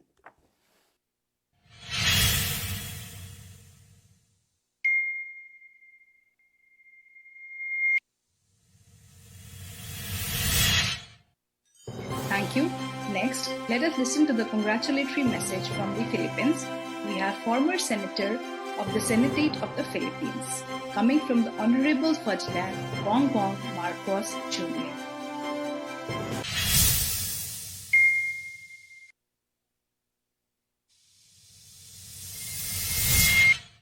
I would like to send a message of congratulations to Commissioner Dr. Ronald Adamat for his having received the Mahatma Gandhi Nonviolent Peace Award. This is a significant recognition of a lifetime of work, and we bring to the Philippines more pride and more glory from all that you have done.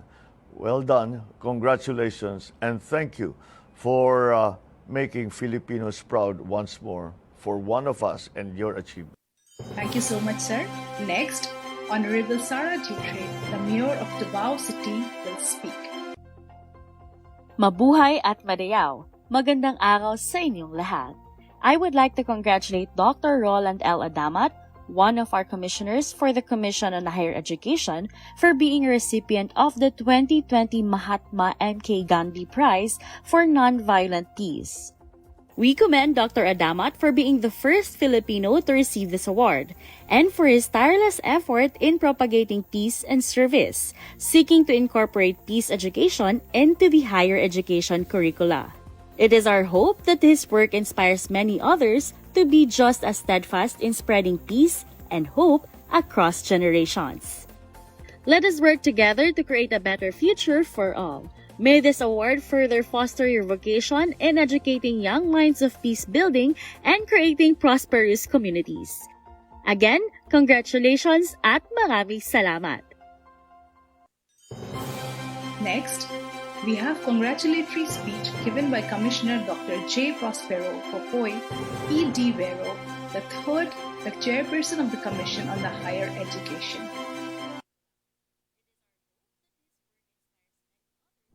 On behalf of the Commission on Higher Education, I would like to congratulate our own Commissioner Ronald Adamat for being a recipient of the prestigious 2020 Mahatma Gandhi Prize. In the Commission, he spearheaded the issuance of a memorandum circular to all public and private universities so that peace education can be offered in existing subjects taught in all degree programs. The Commission supported him in this initiative, and we have mobilized all the higher education institutions to push this initiative in the more than 1,000 public and private universities. We have been told of the stories of Commissioner Adamat since his youth, being the first in their family to gain access to education, how he had to walk kilometers to reach a school, and how he struggled to be educated and later on to rise to prominence in the policy and political fields of the country. In behalf of the Commission, therefore, I thank you, Com Ronald, for your efforts and commitment in advocating for peace and excellence in the field of education. This award is also an award given to the Commission on Higher Education and to the Philippines as a country. Congratulations, Com Ronald. Mabuhay ang komisyon, mabuhay ang kapayapaan, hindi lamang sa Pilipinas, kundi sa buong mundo. Thank you very much. Now, we will move ahead to Nepal. Ms. Kopila Kunwar, the leader of the Mahapod Party, Nepal, will give her congratulatory speech. Namaste everyone. I'm Kopila Kunwar, social activist and political leader from Nepal. I am pleased to be here with you all today. Firstly, I would like to congratulate HPWL for resuming the collaborative peace work with Mahatma M.K. Gandhi Foundation. As we know that Mahatma M.K. Gandhi Prize for Nonviolent Peace is one of the most respected awards around the world. I would like to congratulate all the winners today and to all those who participated, because you are also winner as well. Realization of the importance of peace and working to world making is itself a huge step for better and promising future together. I feel privileged to be part of this event and congratulate all of you. Huge congratulations to you all the winners.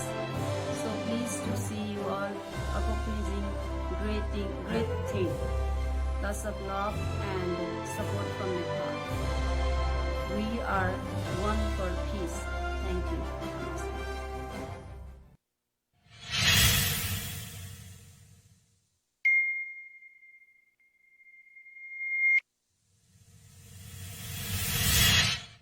Now, we will begin the World Peace Seminar.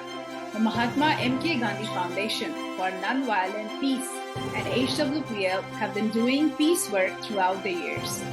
Today, 3 speakers from each organization will speak about the topic of world peace.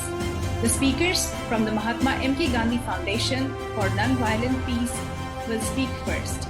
But before, we will see a brief introduction video about the foundation.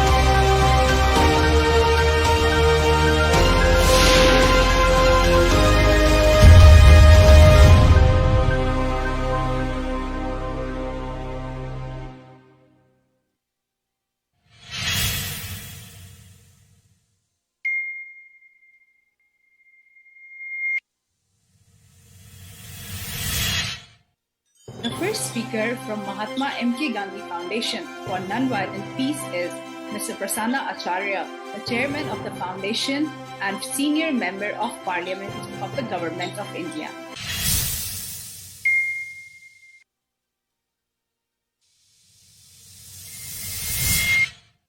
all respected distinguished guests of this occasion, and ladies and gentlemen. First of all, I welcome all of you to this great occasion of award giving ceremony by the Mahatma M.K. Gandhi Foundation for Non-Violence Peace. As all of you know, this world organization was established in the year 1989 in Norway and India simultaneously. And this organization has been working for world peace since its inception. And in the past, many important dignitaries of different regions of the world has been awarded with this by this foundation, and I would like to name a few of them who got the special award of Mahatma Gandhi Prize for Non-Violent Peace.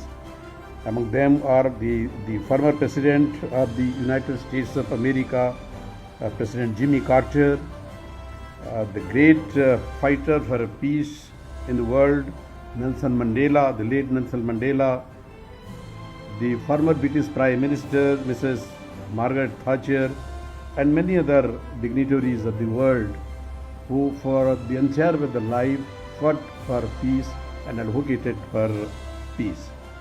As all of you know, this organization has been working since long for peace, tranquility, and basically basing on the principle of Mahatma Gandhi, late Mohandas Karamchand Gandhi. As we know, peace doesn't require any proof. Peace doesn't require any argument in favor of it, because peace is not a question, but peace is answer in itself. When peace is questionable, humanity is in danger. And there are numerous examples which can be cited since the dawn of civilization. When we talk of world peace, we should remember the world doesn't belong to us only. We have inherited this world from our forefathers, and we have inherited a beautiful world, a peaceful world. And we have to hand over this peaceful and beautiful world to our posterity, to our next generation. So it is our foremost duty of the present generation to see that the world still continues to be beautiful and peaceful, so that we can hand over to our posterity, our future generation, a more beautiful world than we inherited from our forefathers. Therefore, peace is all the time very important. Mahatma Gandhi, as we know, always considered war, and he all the time he used to say that war is the creation of a minority of people, not majority of people. Only a minority of people, they create a warlike situation and they involve in war. If violence is our instinct, as some people used to say, that violence is the instinct of human being, I simply just don't agree. If violence is the tendency of human being, none of us would have survived to see a present world. We are civilized because we have been trying to minimize the cause of violence, but unfortunately, humanity is now engulfed with a dangerous atmosphere of war, and we have reached a stage of self-destruction through nuclear holocaust. Mahatma Gandhi was all this time an advocate of peace. And his answer to this question was, and as we know, during the Second World War, Mahatma Gandhi advised the British government not to go in war against Hitler, but to resort to satyagraha, which was the main guiding principle of non-violence. We know Gandhiji founded the principle of satyagraha. It may sound unrealistic, but ample examples can be cited in support of the theory of satyagraha. I can take you back to 2000 years before. Emperor Ashoka was there in India, a powerful king, and he conquered most of the Indian territory through his might, through his sword. But when he came to Kalinga, my own state, which is now called as Odisha, and he fought the war, thousands and thousands of people were killed. He conquered Kalinga, but ultimately he surrendered before peace. His heart was changed in Kalinga, and he embraced Buddhism, and the rest of his life he preached for Buddhism throughout the world. He preached peace and Gautama Buddha's theory of peace and salvation. That is the power, that is the strength of peace and non-violence. India's freedom fighter is a burning example of peace and non-violence. All of us know Gandhi, in the last stage of our freedom struggle, led our nation. And his principle of non-violence, satyagraha, he never advocated to use arms against the mighty Britishers. And through non-violence and through the principle of peace, he could defeat the Britishers, almighty Britishers, and India got freedom. This is the strength of peace. This is the strength of non-violence. This is the power of satyagraha, founded by Gandhiji, preached by Gandhiji. Lastly, I will quote one great saint poet from India. His name is Bhima Bhoi. And he said, Mo jibana pache narke parithao in Odia, Jagat, Mo jibana pache narke parithao, Jagata uddhara ho. That means, the saint said that let my life remain inglorious, but let the world achieve salvation. Hence, we live in a global village today. The old notion of sovereignty, frontiers, nationalities are being challenged by new economic and political forces, and peace is the one and only answer to all these challenges. I take the opportunity to congratulate the chairman HPWL Korea for his peace work throughout the world as a peace advocate. Lastly, for the reason we have assembled here to announce the award for the year 2020, and I am proud to announce the name of Dr. Ronald L. Adamant, CHED Commissioner, Government of Philippines for Peace and Education, and the second awardee is Mr. Ashin Hawara from Myanmar for peace activities throughout the world. So with this, I now conclude my speech, and I once again welcome you all to this great occasion. Thank you, everybody.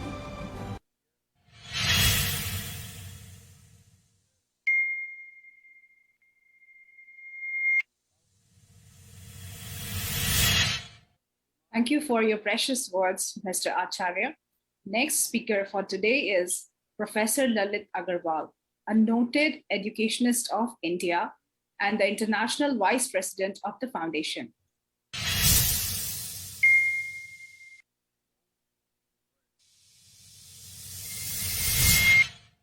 For an eye only ends up making the whole world blind, Mahatma Gandhi once said.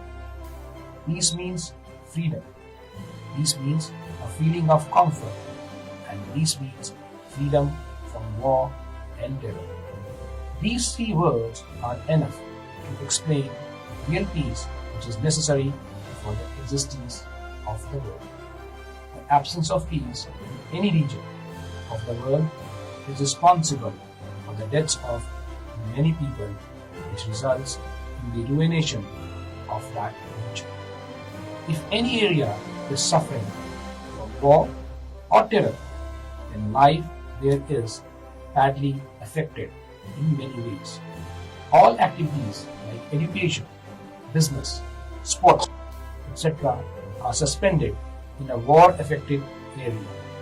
Peace is necessary for life, for living, and for happiness. It is the path we take for bringing growth and prosperity to society. If we do not have peace and harmony, achieving political strength, economic stability, and cultural growth will be impossible. Moreover, before we transmit the notion of peace to others, it is vital for us to possess peace within. It is not a certain individual's responsibility to maintain peace, but everyone's duty. Mohandas Karamchand Gandhi was an eminent freedom activist and an influential political leader who played a dominant role in India's struggle for independence. Gandhiji is known by different names such as Mahatma, a great soul, Bapuji, endearment for father, and saint of Sabarmati, and above all, the father of the nation. Gandhiji, as he is most commonly referred to, was instrumental in liberating India from the clutches of the British Empire. With his unusual yet powerful political tools of satyagraha and non-violence, he inspired several and other political leaders all over the world, including the likes of Nelson Mandela, Martin Luther Jr., and Aung San Suu Kyi. In contemporary times, when humans are racing towards Mars and other planets, violence is once again challenging the world. Nations are getting confused. Humanity is a sham. Poverty, hunger, and malnutrition are killing people. So Gandhiji's ideas have become even more relevant for world peace. His message that non-violence is the only way through which any nation can achieve any goal, and that too without losing anything, needs to be adapted by one and all. The world has now realized and that only by following the path shown by Gandhiji, the world can be saved from despair, malaise, and anti-violence. Many national and international organizations have been instrumental in taking Mahatma Gandhi's ideas to other corners of the world and works in the direction of promoting the values adopted by him by involving the youth. Peace is the product of our mind. If we can keep our mind calm, then we can control our whole body. Our mind is in our control. Then we can get peaceful environment in our life. This is the definition of peace and one of the teachings of peace. Peace is a word by which all problems can be solved. In the Indian Mahavedas, in the Ramcharitmanas, the solution of the problem being faced for positing of king was resolved by peaceful manner. And in the same way, Mahabharata also tells us the virtues of peace. Lord Krishna, who emphasized the virtue of peace by becoming the messenger of peace. We here at NERI group of institutions are working towards peace to bring growth and prosperity into society. The colleges are running courses with the objective to cultivate skills of empathy, mindfulness, and compassion so that the young generation are well equipped to contribute towards the development of peaceful and sustainable societies. Let's together give peace a chance. Thank you so much, sir, for the wonderful speech. The last speaker from the Mahatma M.K. Gandhi Foundation for Nonviolent Peace is Professor Deepshikha Kalra, a member of the Board of Governors and a Dean of MERI College in New Delhi.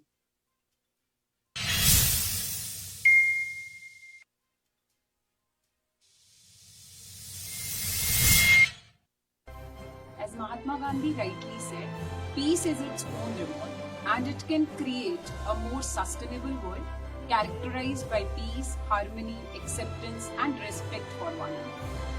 Today's youth is very vulnerable. Students are losing characters like empathy, kindness.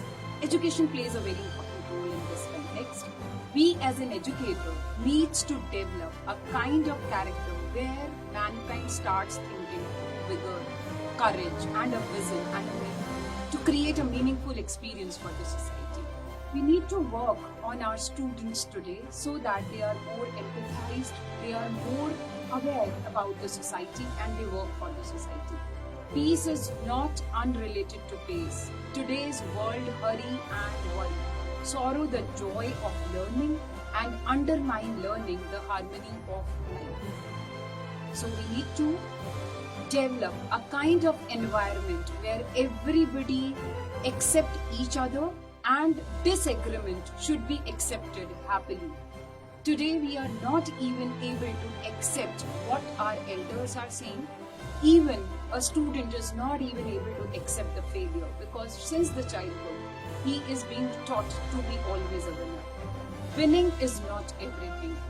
Kindness, empathy plays a very important role. Principles should be followed and value education should be imparted. That's what was the dream of Mahatma Gandhi.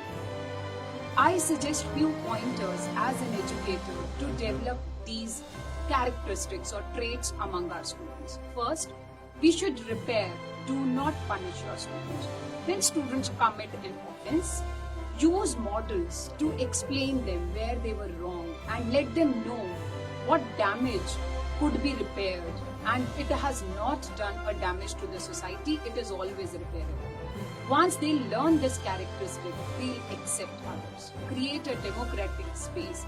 Use experiential learning. Arrange lessons that students learn by doing.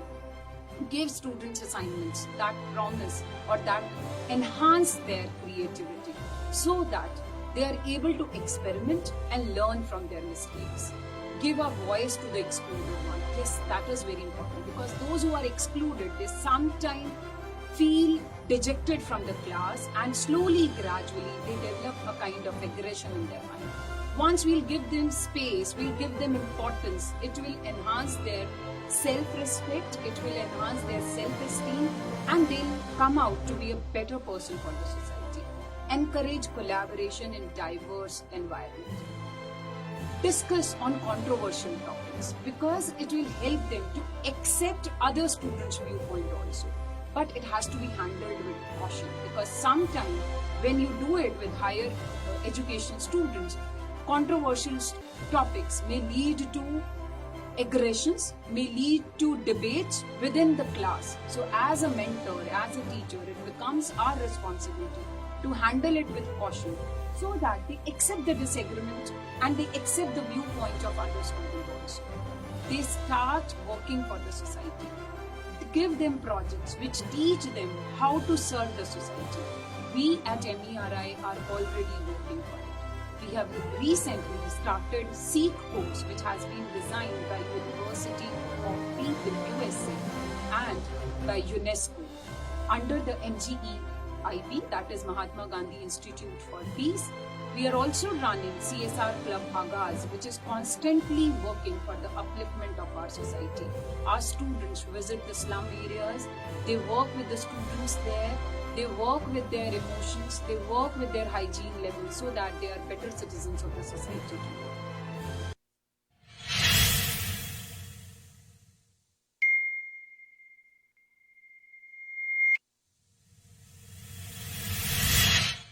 Now, it's time for all of us to witness the era of peace. Peace after a time of conflicts and division. The refreshing and sweet scent of peace spread by HPWL and the peace messengers is filling the foretelling coming of an everlasting spring. Let us all watch the introductory video of HPWL.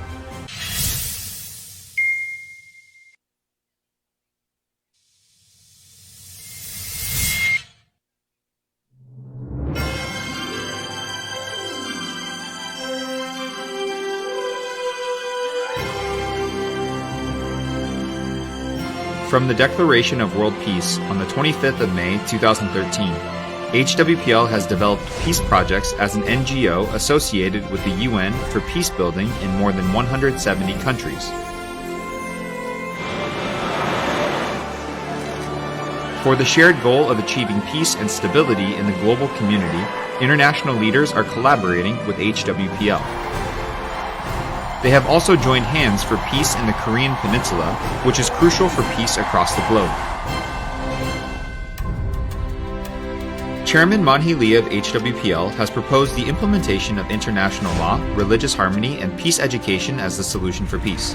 Chairman Lee visited 70 countries through 29 World Peace Tours, having dialogues with national leaders including former and current heads of state, prime ministers, ministers, and religious leaders.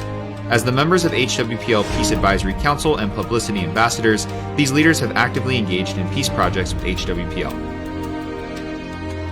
In particular, the peace agreement mediated in Mindanao, the Philippines, was one of the most remarkable achievements thus far. The 40-year-long conflict caused over 12,000 casualties, and it first began its journey toward peace.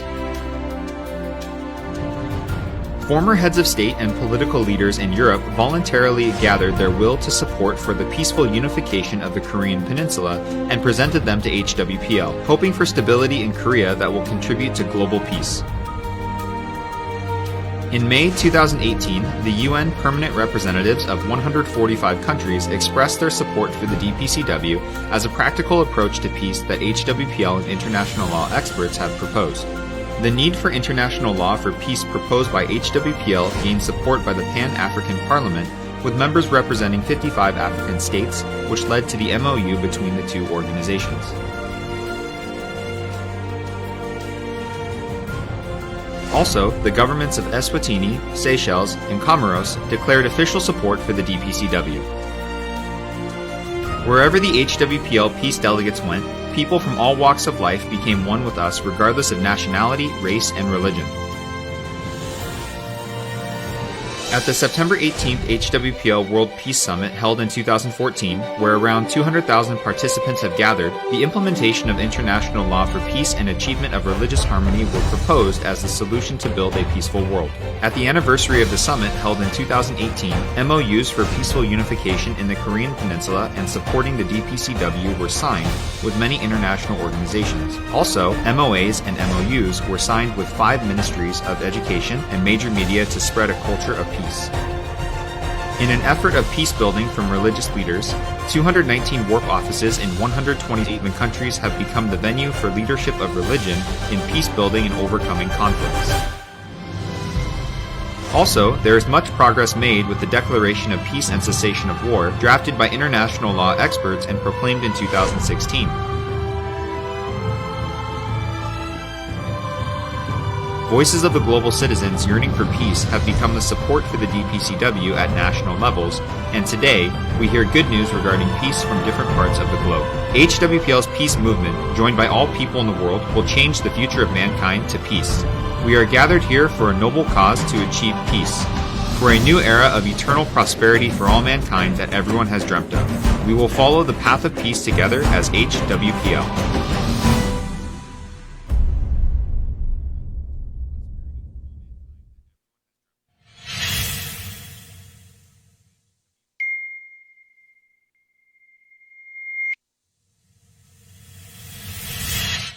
Now, we will invite the speakers from HWPL to spread the work of peace across transcending borders and ethnicities. Let us all welcome Ms. Sun Park, the Branch General Director of International Law of the Department of Speech.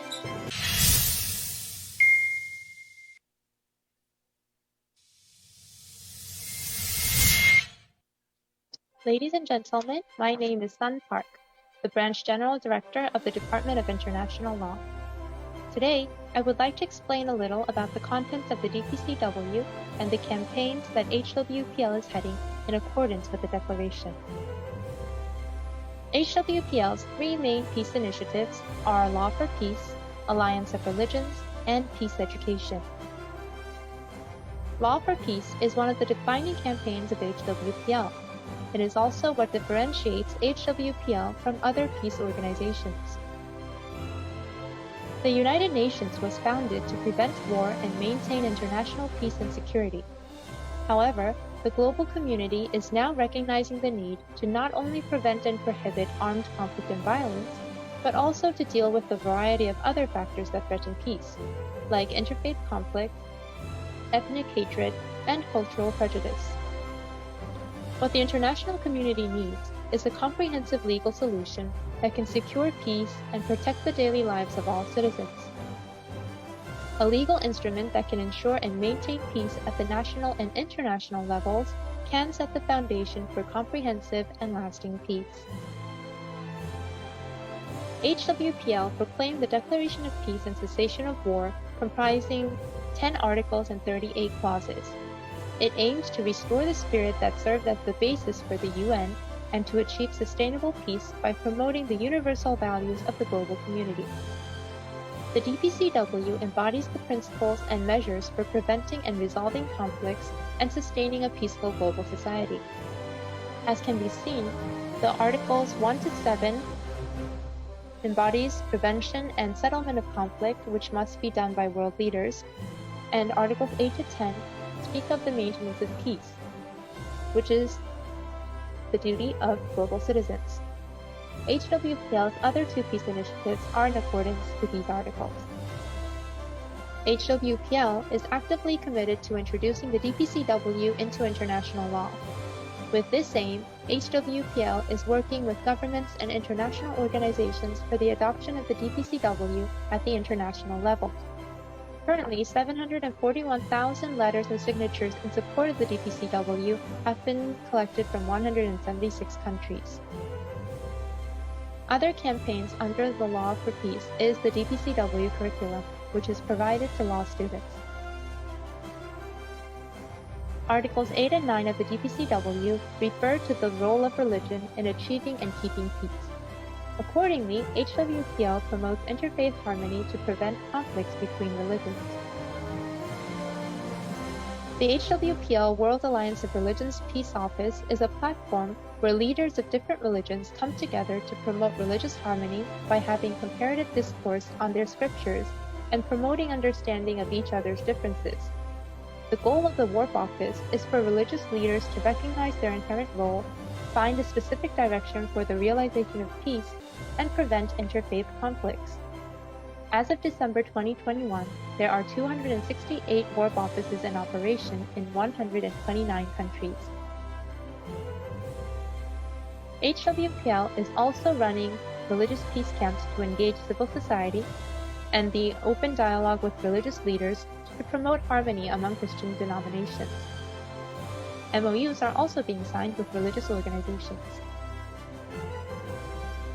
Last but not least, HWPL is endeavoring to spread a culture of peace, Article 10 of the DPCW. Culture and education are inseparable as they are interdependent. As such, it is only natural that peace education became one of the core agendas of HWPL. Peace education fosters citizens of peace.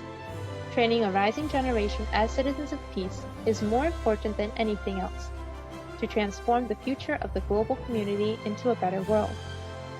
Peace education is provided to students on topics such as peaceful attitudes, values, and experiences so that they can practice them in society. The peace education curriculum is made up of 12 lessons and can be divided into two parts. Part 1, finding the meaning of peace and its value. Part 2, being qualified as a citizen of peace. HWPL's peace education not only instills the values of peace in students, it empowers them as they realize the important roles they can play as a member of society and grow into leaders who create global harmony and achieve peace. Currently, HWPL has signed MOUs with 242 institutions and schools around the world, including India, USA, and the Philippines. And MOAs have been signed with 13 countries to prepare for peace education at a governmental level.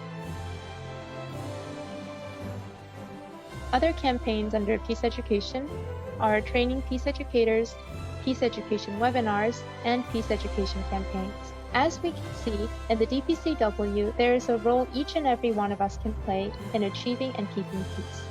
I hope we can all become the peace citizens and peace leaders the world needs today. Thank you.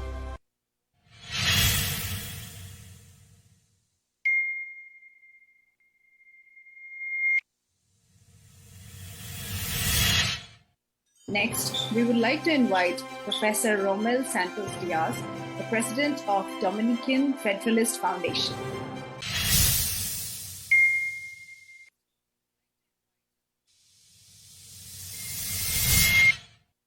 La declaración de paz y cese de guerra, impulsada por Cultura Celestial, Paz Mundial, Restauración de la Luz, constituye el documento más idóneo en estos momentos para orientar los diálogos y las negociaciones promovidas por el conjunto de países de Europa, así como también por Inglaterra, Francia, quienes han jugado un papel relevante en este proceso de búsqueda de acuerdos en el conflicto entre Rusia y Ucrania.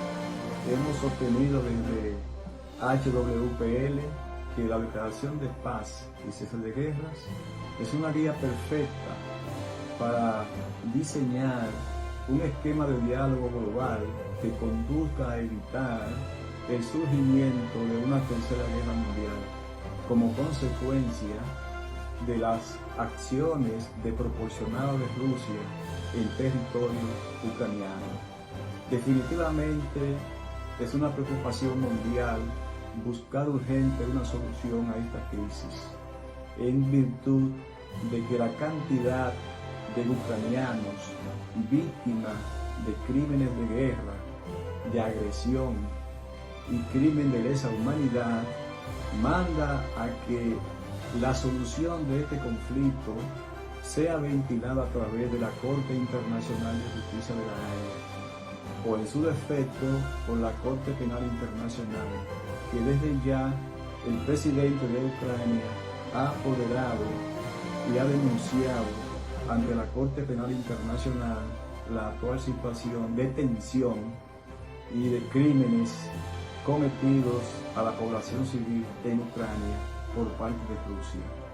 Desde WHPL hacemos un llamado a la Organización de las Naciones Unidas para que active su Consejo de Seguridad en la búsqueda de discutir una agenda que conduzca a una solución basada en el diálogo, la negociación y la diplomacia, como debe ser desde las Naciones Unidas. WHPL entiende que el documento que mejor complementa con la Carta de la Organización de las Naciones Unidas, con la Carta de la Organización de los Estados Americanos y con el propio Estatuto de la Corte Internacional de Justicia de la Haya, es la Declaración de Paz y Cese de Guerras. Esta declaración en estos momentos tiene una vigencia extraordinaria y para nosotros es importante difundir su contenido y llamar a los países que integran la comunidad caribeña a que presten atención, promuevan, asuman y difundan el contenido de la Declaración de Paz y Cese de Guerra, un documento trascendental que en estos momentos ejercería una influencia muy positiva como fundamento para la búsqueda de soluciones en Ucrania, entre Rusia y Ucrania, que se necesita mucha diplomacia y mucha negociación. Es un instrumento perfecto, repetimos, para la obtención de una solución efectiva. El Consejo de Seguridad debe actuar con urgencia y producir una resolución que oriente hacia dónde debe conducirse las Naciones Unidas en la búsqueda de mediación y de negociación en este conflicto que mantiene al mundo en un estado de tensión. La declaración de paz y cese de guerra debe ser la guía, debe ser el fundamento para definitivamente terminar con esta crisis que tiene un impacto global en estos momentos y muy especialmente en los países del Caribe, donde se ha reflejado mucha preocupación por lo que está sucediendo en Ucrania en medio de la crisis entre Rusia y este vecino país, donde se han originado desplazamientos masivos de personas hacia países vecinos. La paz, la seguridad, la democracia, los derechos humanos deben ser protegidos y deben ser puestos en primer lugar en la agenda que procura una solución a este conflicto y que, repetimos, debe estar basada en la declaración de paz y cese de guerras, impulsada por cultura celestial, paz mundial, restauración de la luz.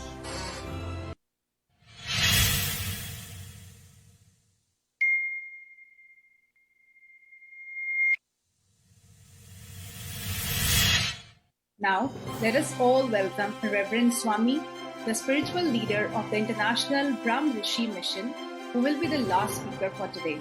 Please give all the attention.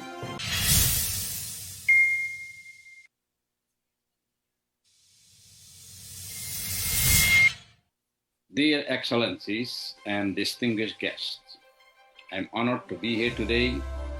I am Swami Chidganananda Parivrajak, the spiritual leader of International Brahm Rishi Mission, and as an inhabitant of this planet and a religious leader, I want to talk about the peace and harmony among not only human beings, but among the whole creation projected by the Supreme.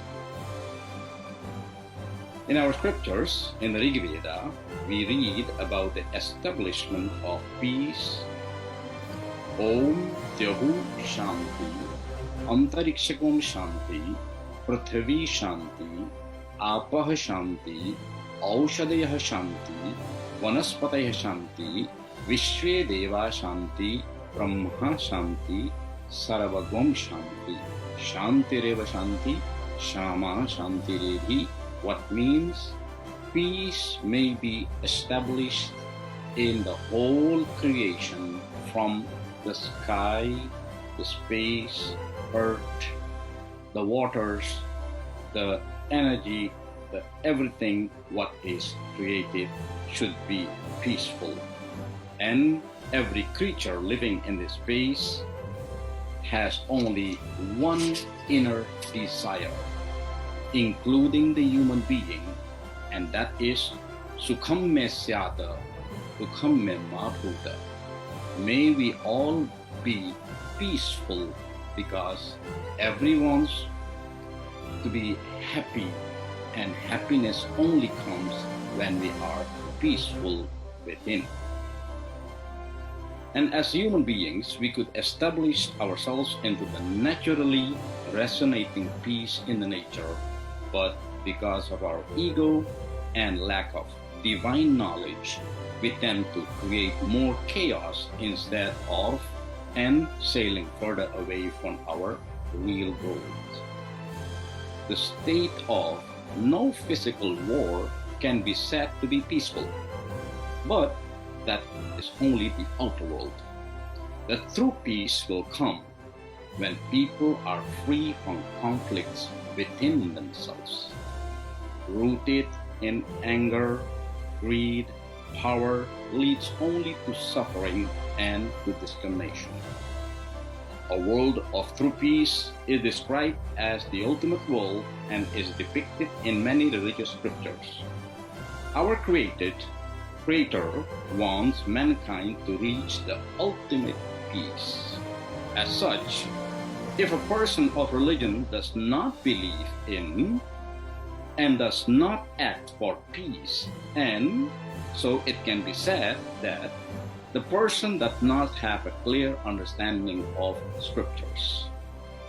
I believe in true peace and that it can be achieved.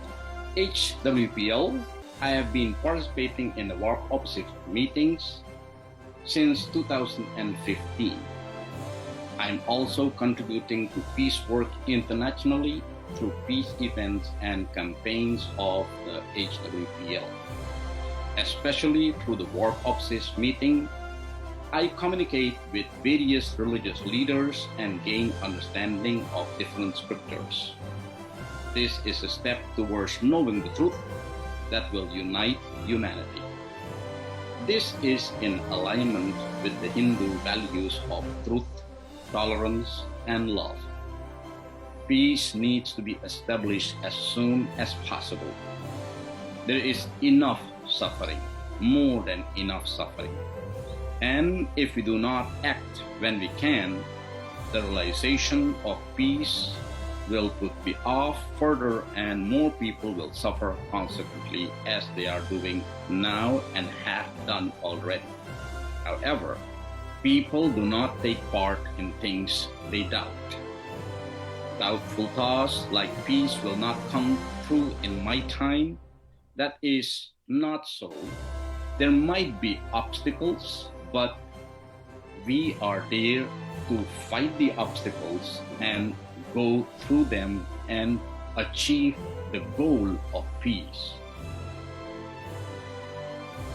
This Mahatma Gandhi Prize for Nonviolence is significant for relaying the mindset of peace and encouraging action. Likewise, as a religious leader, I would also like to work to encourage the peace work of people of religion, a steadfast ways of peace, culture, something of people of religion can create. Let us strive to raise the culture of peace to shine over every obstruction with cast any shadow on the true interest of humanity. May the Supreme lead you from darkness to light, from unreal to real, and from death to immortality. May He shower upon you His divine grace, love, and wisdom. Om Shanti, Shanti, Shanti. Peace, peace, peace. Thank you.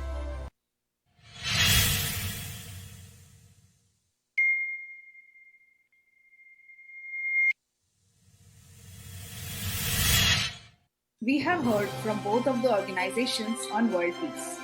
I hope we gained much more understanding on the work being done on peace and from the various fields where peace work can be carried out.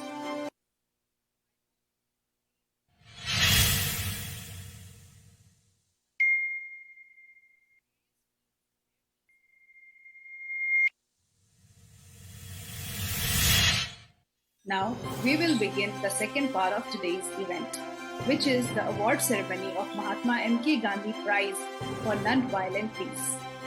Dr. Professor Surendra Mishra, the General Secretary of Mahatma M.K. Gandhi Foundation for Nonviolent Peace, will introduce us the brief history and the meaning of award.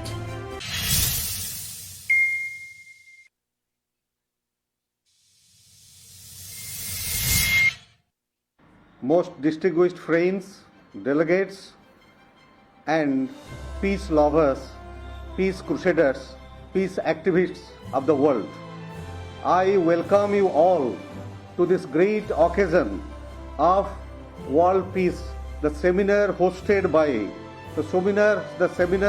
by Mahatma M.K. Gandhi Foundation for Nonviolent Peace. Friends, peace is an essential condition of human living. From the earliest days of our human civilization, from the earliest days of our Vedas and Rishis, down to the nuclear age, peace has become an essential ingredient and absolutely inevitable for human living. And how much and what role it plays in our life is essentially known to everyone across the world.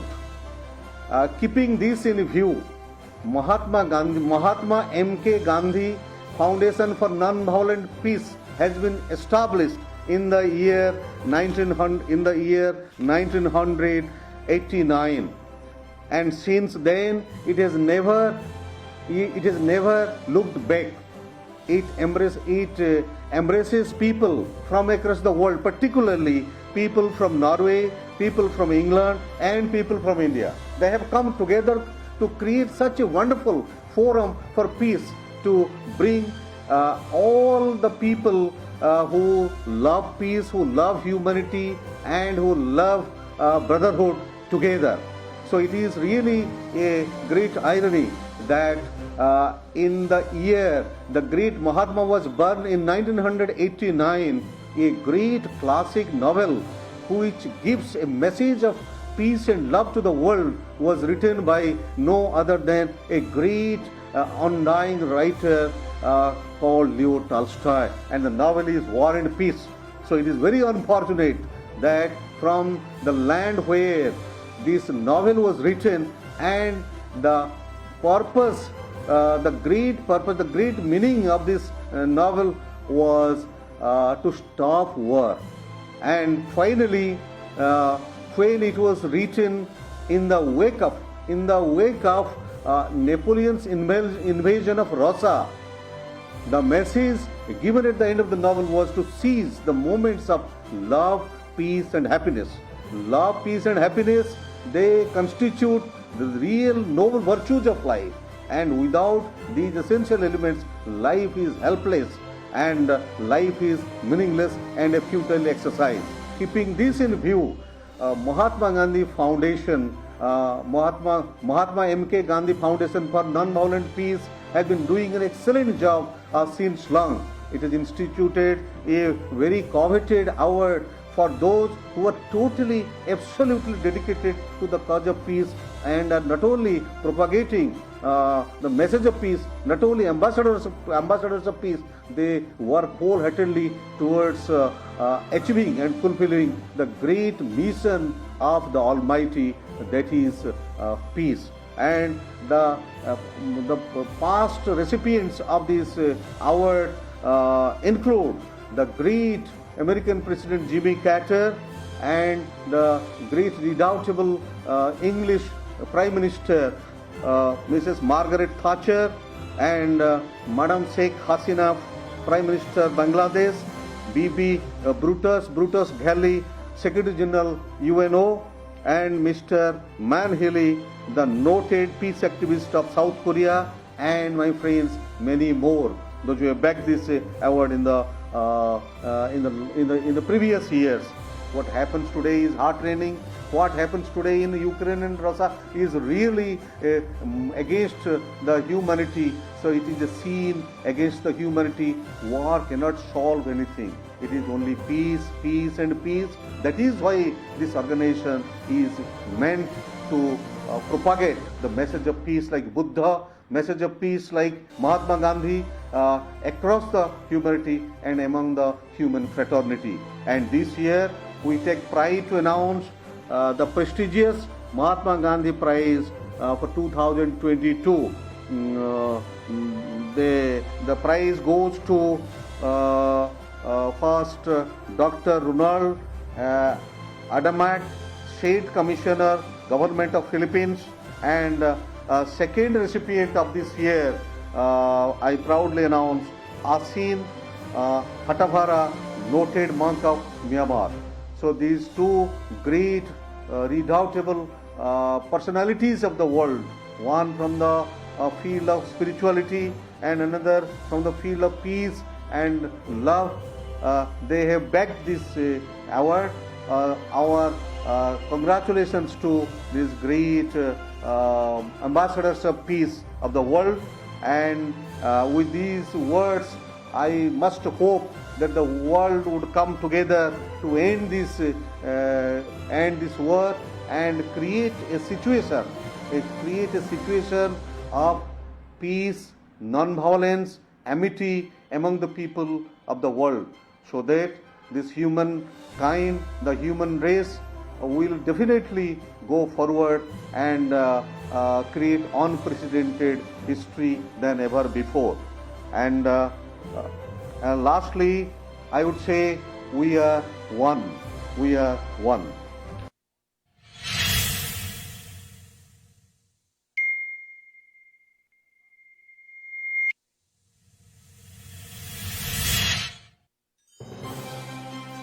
I now present Mahatma M.K. Gandhi Prize for Non-Violent Peace Award for 2020 to Honorable Dr.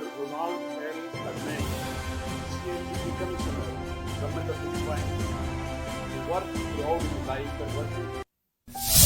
Dr. Ronald L. Adamat is one of the 4 appointees of President Rodrigo Roa Duterte in 2016 to sit as a commissioner of the Commission on Higher Education. He was reappointed in 2021.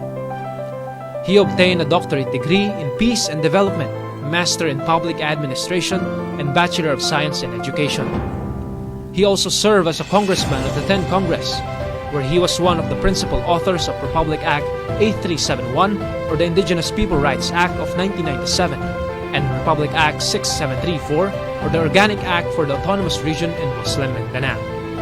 In 2019, Chad signed an MOA with HWPL through Dr. Adamat. He was known as a man of peace, being recognized and lauded for his contribution as the main proponent for the integration of peace education into the higher education curricula, as per CHED Memorandum Order No. 1 Series of 2019, working side by side with HWPL. Let us welcome Philippines Champion of Peace, Atiduray from UP Maguindanao, Dr. Ronald L. Adamat.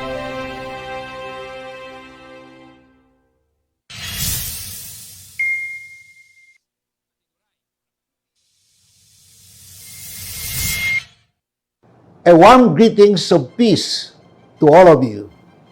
Today, I'd like us to remember one of the most celebrated peace icons of the world and the greatest influencer of my life, Mahatma Gandhi, who once said, and I quote, "Be the change you wish to see in the world." My dear friends, fellow peace advocates, and peacemakers, I am here before all of you humbled, yet proud to accept the Mahatma Gandhi Prize for Nonviolent Peace Award. I am indeed humbled because my name is now among those few great men and women who were conferred this award, who all believe that nonviolent peace throughout the world can be achieved. As what Mahatma Gandhi said, if we could change ourselves, the tendencies in the world would also change. Even as a small boy who grew up in a war-torn Mindanao, I already dreamed of peace coming to my community. As an indigenous people, the Atidurais of UP Maguindanao were a people who suffered as a result of greed, politics, and ideology. We suffered injustice. We suffered from violence. We were discriminated. We were a people who were without voice. And we wanted change. Yet the dream has to find realization. It has to have a meaning. As a young college student, Mahatma Gandhi's philosophy of non-violent peace became my guiding light. I pursued my PhD in Peace and Development, a testament of my deepest respect for this very prominent man of peace. Every day was a chance for me to change the world through peace. Mahatma Gandhi's words keep ringing in my ears. You must be the change you wish to see in the world. And true enough, when I became a member of the 10th Congress in the House of Representatives representing the indigenous people sector, I worked hard to change the world via the enactment of the Indigenous Peoples' Rights Act of 1997, which was hailed as the Magna Carta for Peace and Development. In 2016, I became Commissioner of the Philippine Commission on Higher Education.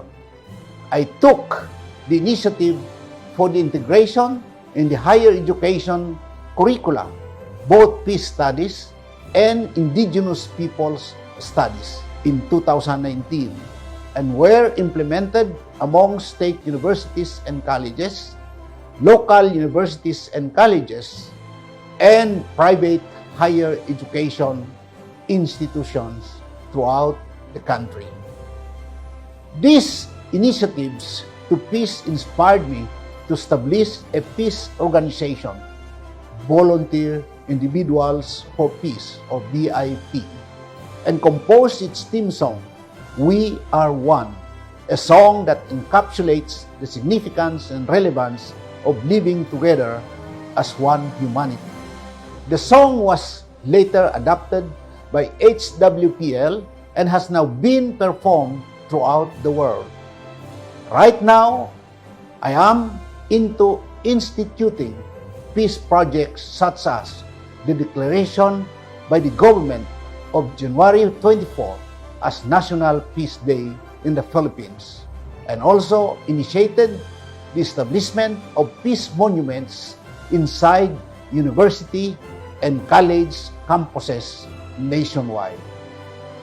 Being commissioner and educator further reinforced my resolve to transform higher education as a tool that we could use in unification and non-violent peace work.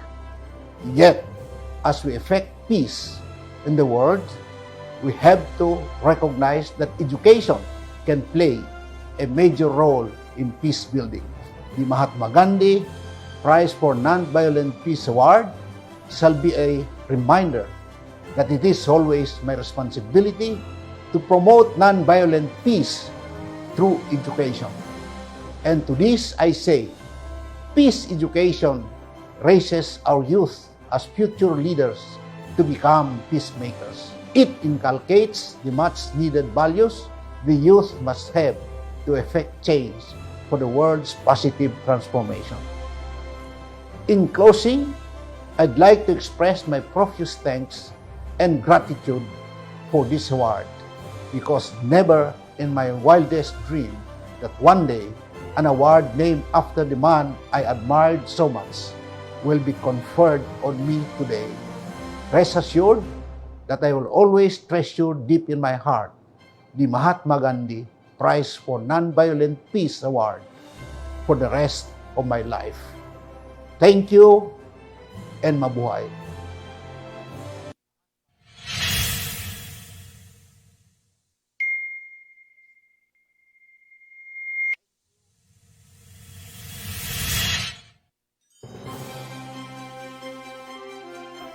M.K. Gandhi Prize for Nonviolent Peace for the year 2020 award to Mr. Ashim Awara from Myanmar for his lifelong activity for peace and security of the world.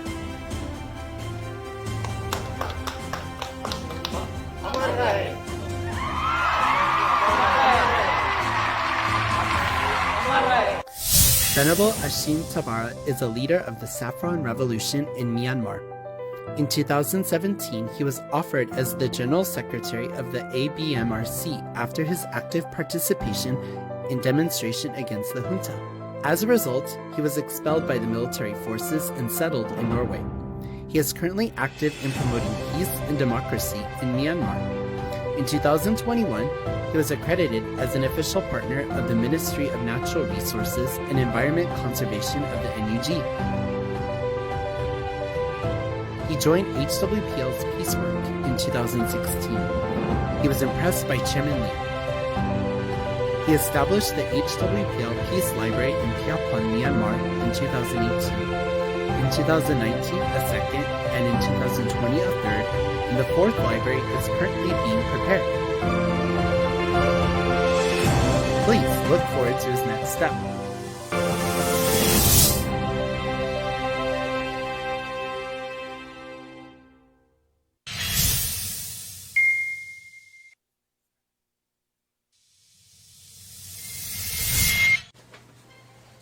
Hello, Minglava, General Nina, Champa, Nina, Saya, Mahatma, Ange Gandhi, Foundation, Uzi Naga Pido, Dauda Pina, Sarakumara, Bandidago, Tuba, Jesu Dinshi Jao, Uza, Patama, Bioja Lovade, Yede Chimia Bear, the Situze to Leve, Jesu Denkong Yuabade, General Nina, the Sutazego, Lakayachi, Apiankabada, one she Lumia Sada, Ninjaye, Net, Haura, Ninjaye, go, you sound La Bibo, Down Shido, they are up here.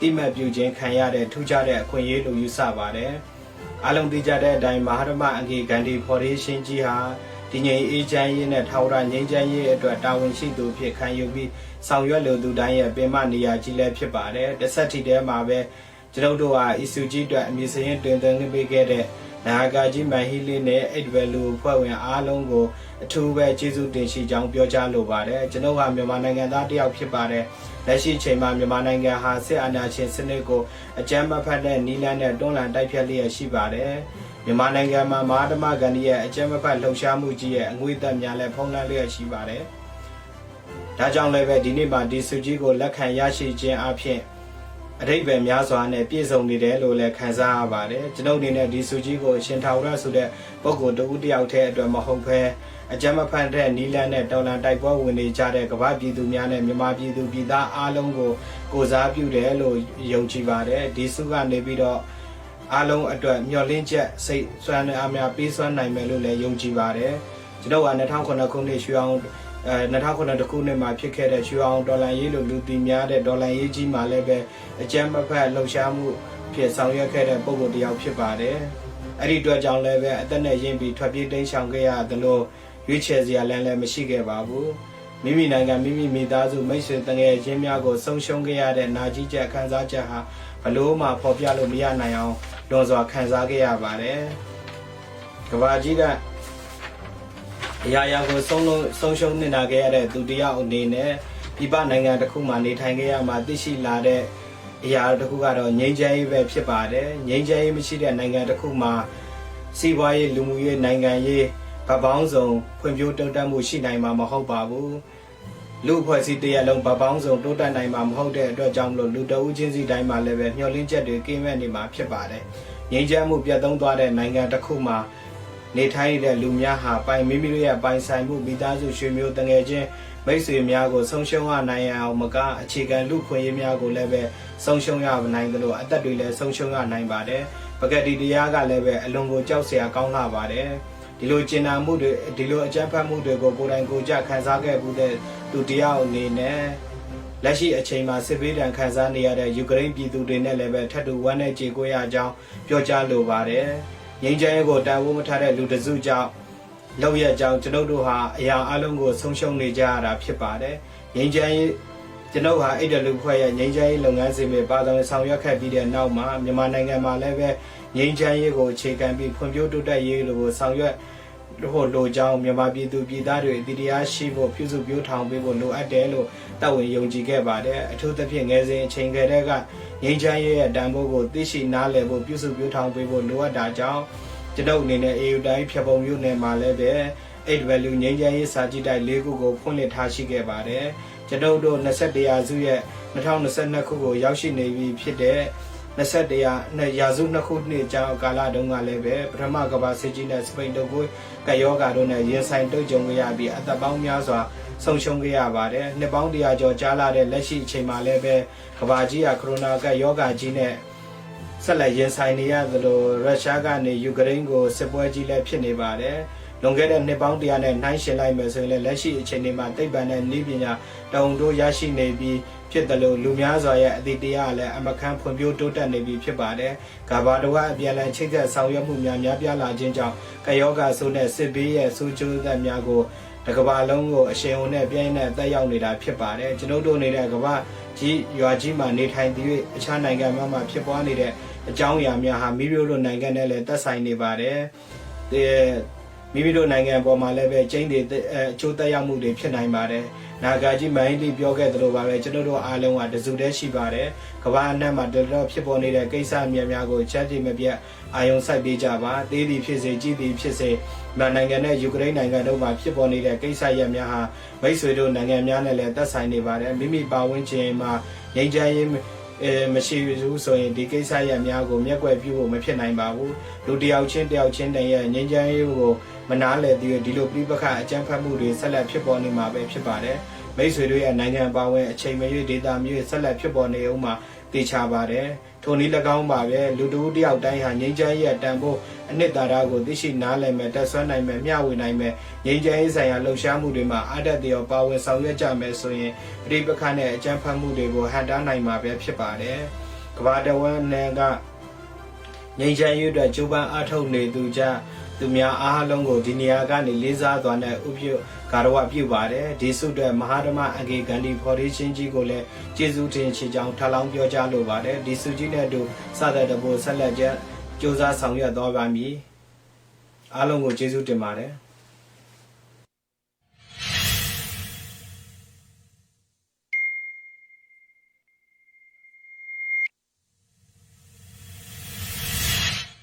Congratulations to all the awardees and thank you for all the contributions you have made for a peaceful world.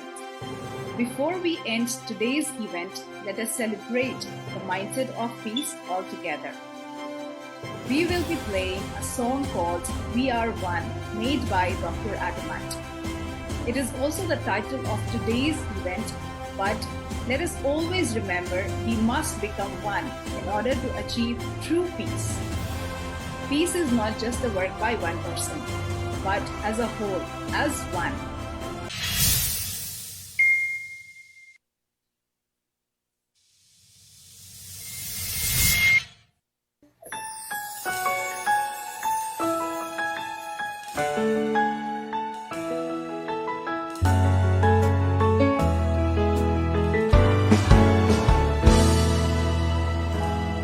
In this world where everyone's divided, where you and I decided to define a boundary,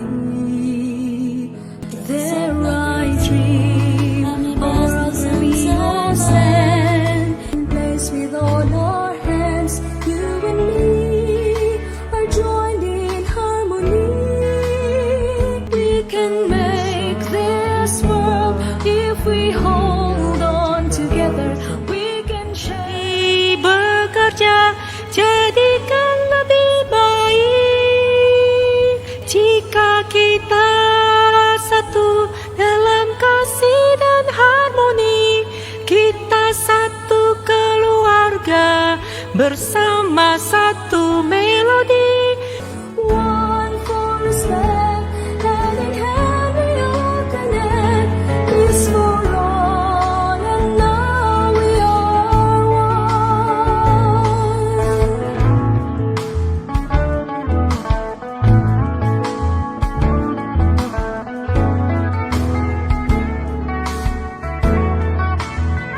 It's our world, let's begin to understand. We must protect our land, you and me. Let's work in harmony. Let's unite the this world. Peace and love to one another. Love is ours. We shall make this place better. If we are one for love, we are one for harmony. We are one big family in tune with one melody. One for respect, hand in hand we all connect. Peace for all, and now we are one. For we only have one world. Wherever you are, Pulihkan bumi penuh damai dan kasih, tak lagi perang, jadikan lebih baik. We are one for love. We are one for harmony. We are one big family in tune with one melody. One for respect, hand in hand we all connect. Peace for all, and now we are one. If we are one for love, We are one for harmony. We are one big family in tune with one melody. one for respect, hand in hand we all connect. Peace for all, and now we are one. We are one for love. We are one for harmony. We are one big family in tune with one melody. One for respect, hand in hand we all connect. Peace for all, and now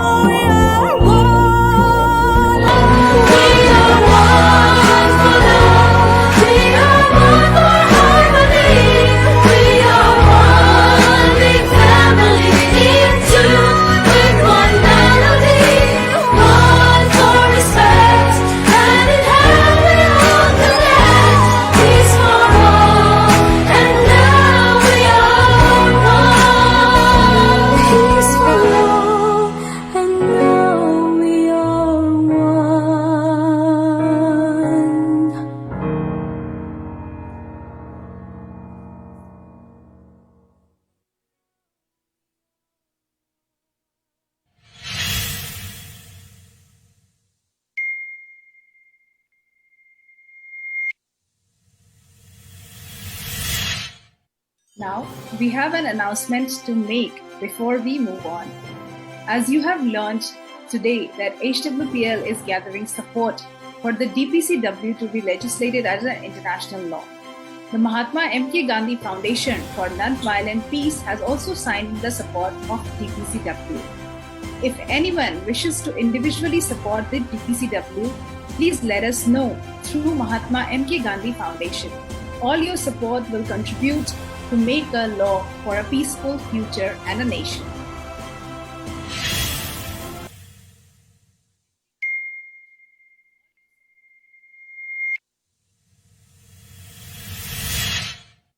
Now, we are nearing the end of today's event. But before we end, we will take a commemorative picture. So please adjust your cameras so that you can be seen very well. First of all, we would like to take a normal picture. So let us practice first. Everyone, please smile. Okay, now we will be taking the first picture. So please look into your cameras and with a very big awesome smile and hold on to the smile until I count 10. 1, 2, 3, 4, 5, 6, 7, 8, 9, 10.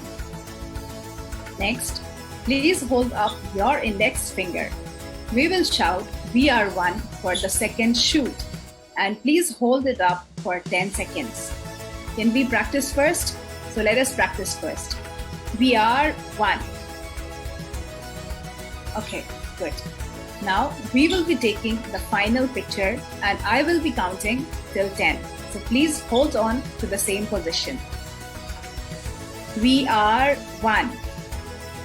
1, 2, 3, 4, 5, 6, 7, 8, 9, 10.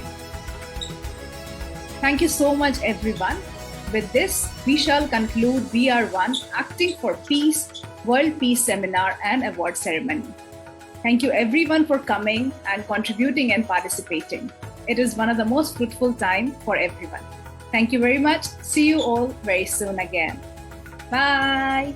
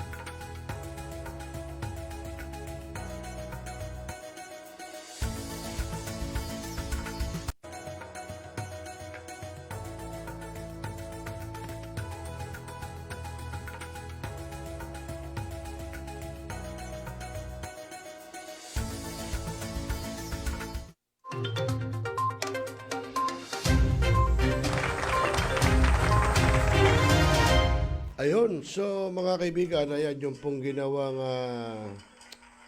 seremonya ng HWPL, ano? Kung saan nag-speech yung mga iba't ibang nasyon, yung mga taga iba't ibang bansa doon sa pagkakabigay ng award, no? Dito po kay teka ha, medyo ha? Yan, dito sa no, yung kanilang seremonya ng World Peace Seminar and Awards Ceremony, no, po Commissioner Adamat for the Matama M.K. Gadi Prize for Non-Violent Peace, no. Ito po yung si Commissioner Adamat ng CHED, no, ang awardee. So, no, tulad yung nangyayari ngayon dito sa atin sa Ukraine at sa Russia, talagang sana magkasundo na, no? Dahil kita nyo, kahit sila lang ang nagtatalo o may problema, nadadami po ang ibang bansa. Lalo na Pilipinas. Kita nyo, magkano na ang produktong petrolya. At siguradong sisipa pa raw yan, sabi. Okay mga kaibigan, so pasamantala magpapaalam muna kami ni Joshua Baltao at muli kami magbabalik bukas para sa Friday edition ng programang Tropa. Pero bago yan, pasalamat muna tayo sa ating mga viewers, kina Ma'am Perehano, kay Ma'am Sainer Cudal Asuncion ng Lawag City, dyan sa Ilocos Norte, kay Pep Messina, at siyempre muli happy birthday, happy 18th birthday kay Pamela Messina. Ayan, nagbe-birthday po ngayon. Ako, ano kaya handa? No? Sigurado marami. At kay Rich JD, ayan, shout out sabi niya kanina. At syempre kay Boss Danny Espinosa ng Tugatog Malabon, Pep Messina ng Kamuning, tsaka yung kanyang pamangkin si Pamela Messina ng Kamuning, Quezon City. At si Romel Reyes, yung aking ka-batchmate, no, na nasa US ngayon. Magandang gabi sa iyo, batchmate, at happy viewing. Maraming salamat. At kay Kagawad Sanidad at Pineda ng Tugatog Malabon, kay paring Art Gubatan ng Tansa, Hulong Duwat Malabon, no? Siya po alter ego ni Barangay Chairman Wendy de la Cruz, no? Si Ricky Del Rosario, at siyempre si Magas Gacosana, yung ating Agila sa Bagong Milenyo, isang public service program host, at si Ford Tom, no? At si Ian, no? Yung ng Pintados, no? Diyan po sa Tinjeros, Malabon. Wala pa ba? Yun, si Ate Nuningning Pahayag, maraming salamat ang Bayan-Bayanan Malabon. Si Maring Cristores ng Malolos, Bulacan. At gayon din si Michael Santos ng Nabotas. At si Mikey Shine Thompson. Ayan, maraming salamat. At kila Ana May Barrera, kila kila Ate Sarina Biola, at Marilyn, tama ba? Marilyn Barrera, no? At kay Estel Pumaman, no? Kay paring Leo Kay, at kay Melchor Barrera ng sa LAMCOTA, dyan po sa Malabo, sa Concepcion. At kay Shane Tabausares, no? Nanonood po, buhat po sa Taiwan, no? Sabi niya, watching from Taiwan. At siyempre, ang aking tita na si Tita Meldy Santiago Angeles ng Mabalacat, Pampanga. Sino pa ba? Si Ma'am Rica Feliciano po ng HWPL. Maraming salamat. At siyempre, si Boss Bal Leonardo na ating kaagila at miyembro po ng Quezon City Police District Press Corps. At kay Ma'am Jeanette Karin Montegrande, no? Maraming salamat din po. Siyempre kay Ma'am Lorna Buhalog Ligon ng Bayan-Bayanan dyan sa Malabon. Okay po, sa ngalan po ni Joshua Baltao, ako po inyong kasama, kakwentuhan, kajaming, katropa, dito po sa programang Tropa, Rosel Lopez. Magandang gabi Pilipinas at mapayapang magdamag. Magandang gabi po. Ikaw ba stress? O may dinaramdam? O gulong-gulo na talaga isip mo? Tumutok lamang at panoorin dito sa Millennial Online TV. May tuturo po ko sa inyong isang paraan upang maibsan at mabawasan niyang problemado ninyong pag-iisip. Ito ay ang Tai Chi Learning Series. Sana po tumutok po kayo at abangan niyo po kung Sabado po ng umaga yan. Dito lamang po sa Millennial Online TV. Salamat po! Mga milenyo, pagod ka na ba galing sa trabaho? At gutom na sa maghapong pagtatrabaho? Pero wala kang pagkain sa bahay? Narito na ang sagot mga katropa, ang Super Manok Lechon. Napapawi sa inyong gutom at siguradong mapapa-analyze ka dahil sa tender juicy na jumbo pa at siguradong malinis at bagong katay buhat sa farm. Kaya super masalasa at pangmasa pa. Ano pa hinihintay niyo mga katropa? Takbo na sa Super Manok Panteño Siniluan at bumili na. Baka maabusan ka, katropa.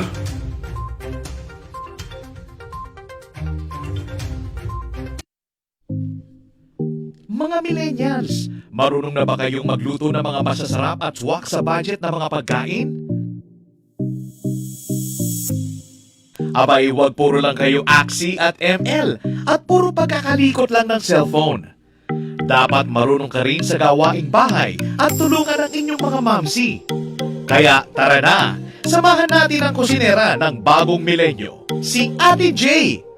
At tuturuan tayong magluto ng mga masasarap na ulam para sa ating mga hapagkainan at swak pa sa budget. Ika nga, a delicious food on a proper price. Tara na, mga katropa!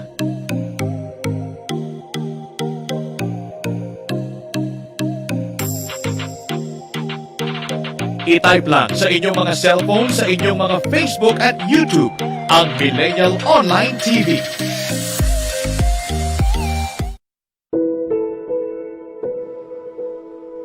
Ikaw ba'y nag-iisa? Nalulungkot? Dahil iniwan at ipinagpalit? Niloko ng iyong minamahal? Kung ngayon, i-type sa inyong mga cellphone, Facebook o YouTube man ang Millennial Online TV. Dahil nasa Millennial Online TV na ang online haralista ng bagong milenyo, si Randel Villados.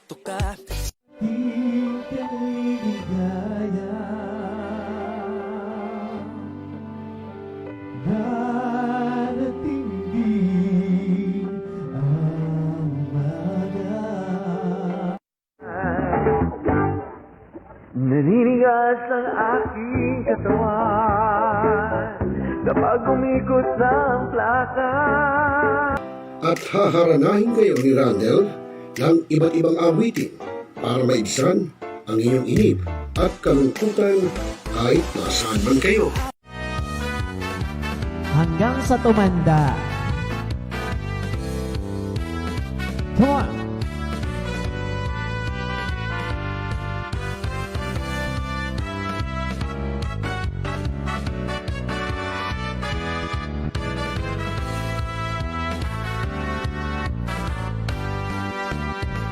Kung tayo'y matanda na, sana'y di tayo magbago.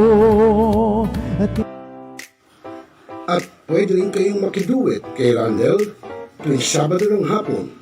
Tutok na! Tawag na mga milenyo! Araw-araw ikaw ang gusto kong kasama. Buhay ko'y kumpleto na tuwing nandito ka sa tabi ko o aking giliw. Mga katropa, ako po si Randel Villados, ang online naranista ng bagong milenyo ng Millennial Online TV na nag-aanyaya sa inyo na makikanta, makisaya at tumutok sa lahat ng programa ng Millennial Online TV.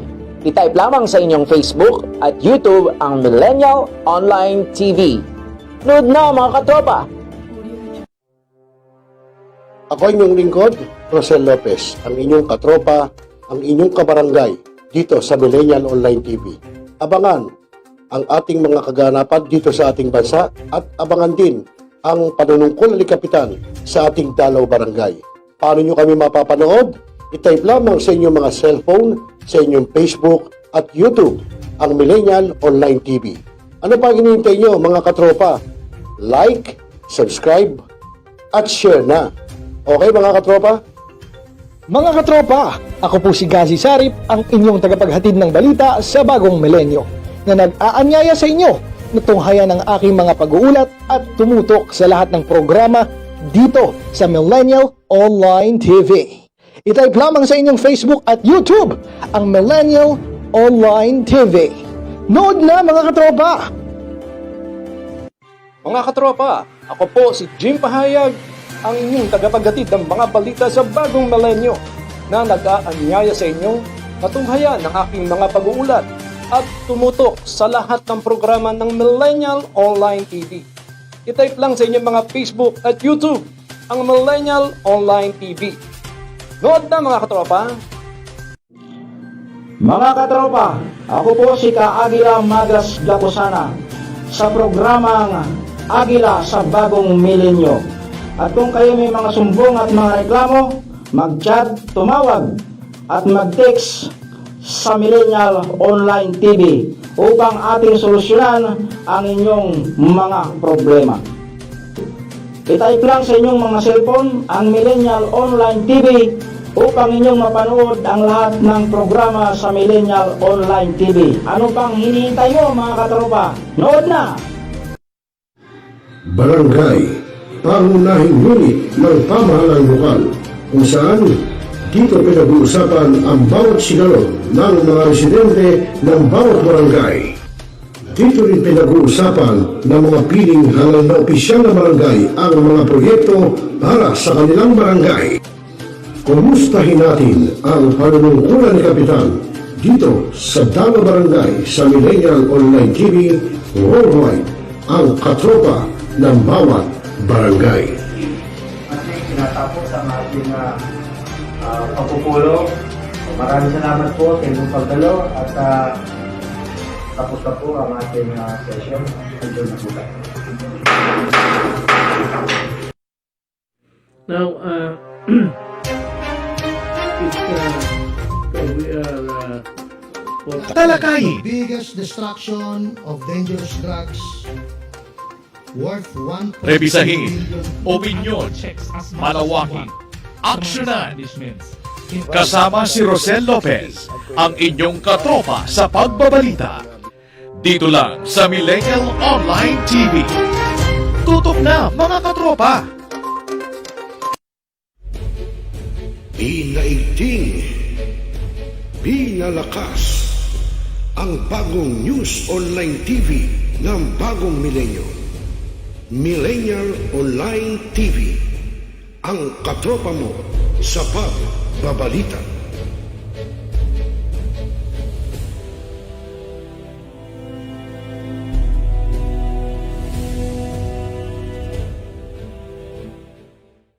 Mga kababayan, ang pambansang awit ng Pilipinas.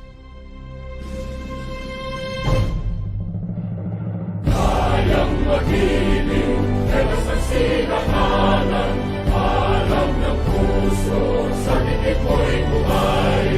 Lupang hinirang, tuyang ka ng mag-ibig, sa manlulupin, di ka pasisigil, sa nagagang tutok sa simoy at sa langit mo pagaw, ay hinatang tulad, awit sa pagkayang minamahal, ang isang lang matawag mo'y tagumpay na nagtitindig, ang bituin at araw niya kailan pa may magtitindig. Luman ang araw ng warhabit pagsinta, buhay langit sa piling ko. Aming ligaya na pagkay mga akin, at mamatay ng dahil sa'yo.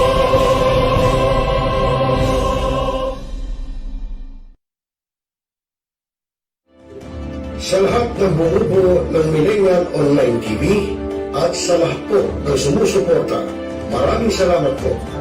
Millennial Online TV is now signing off.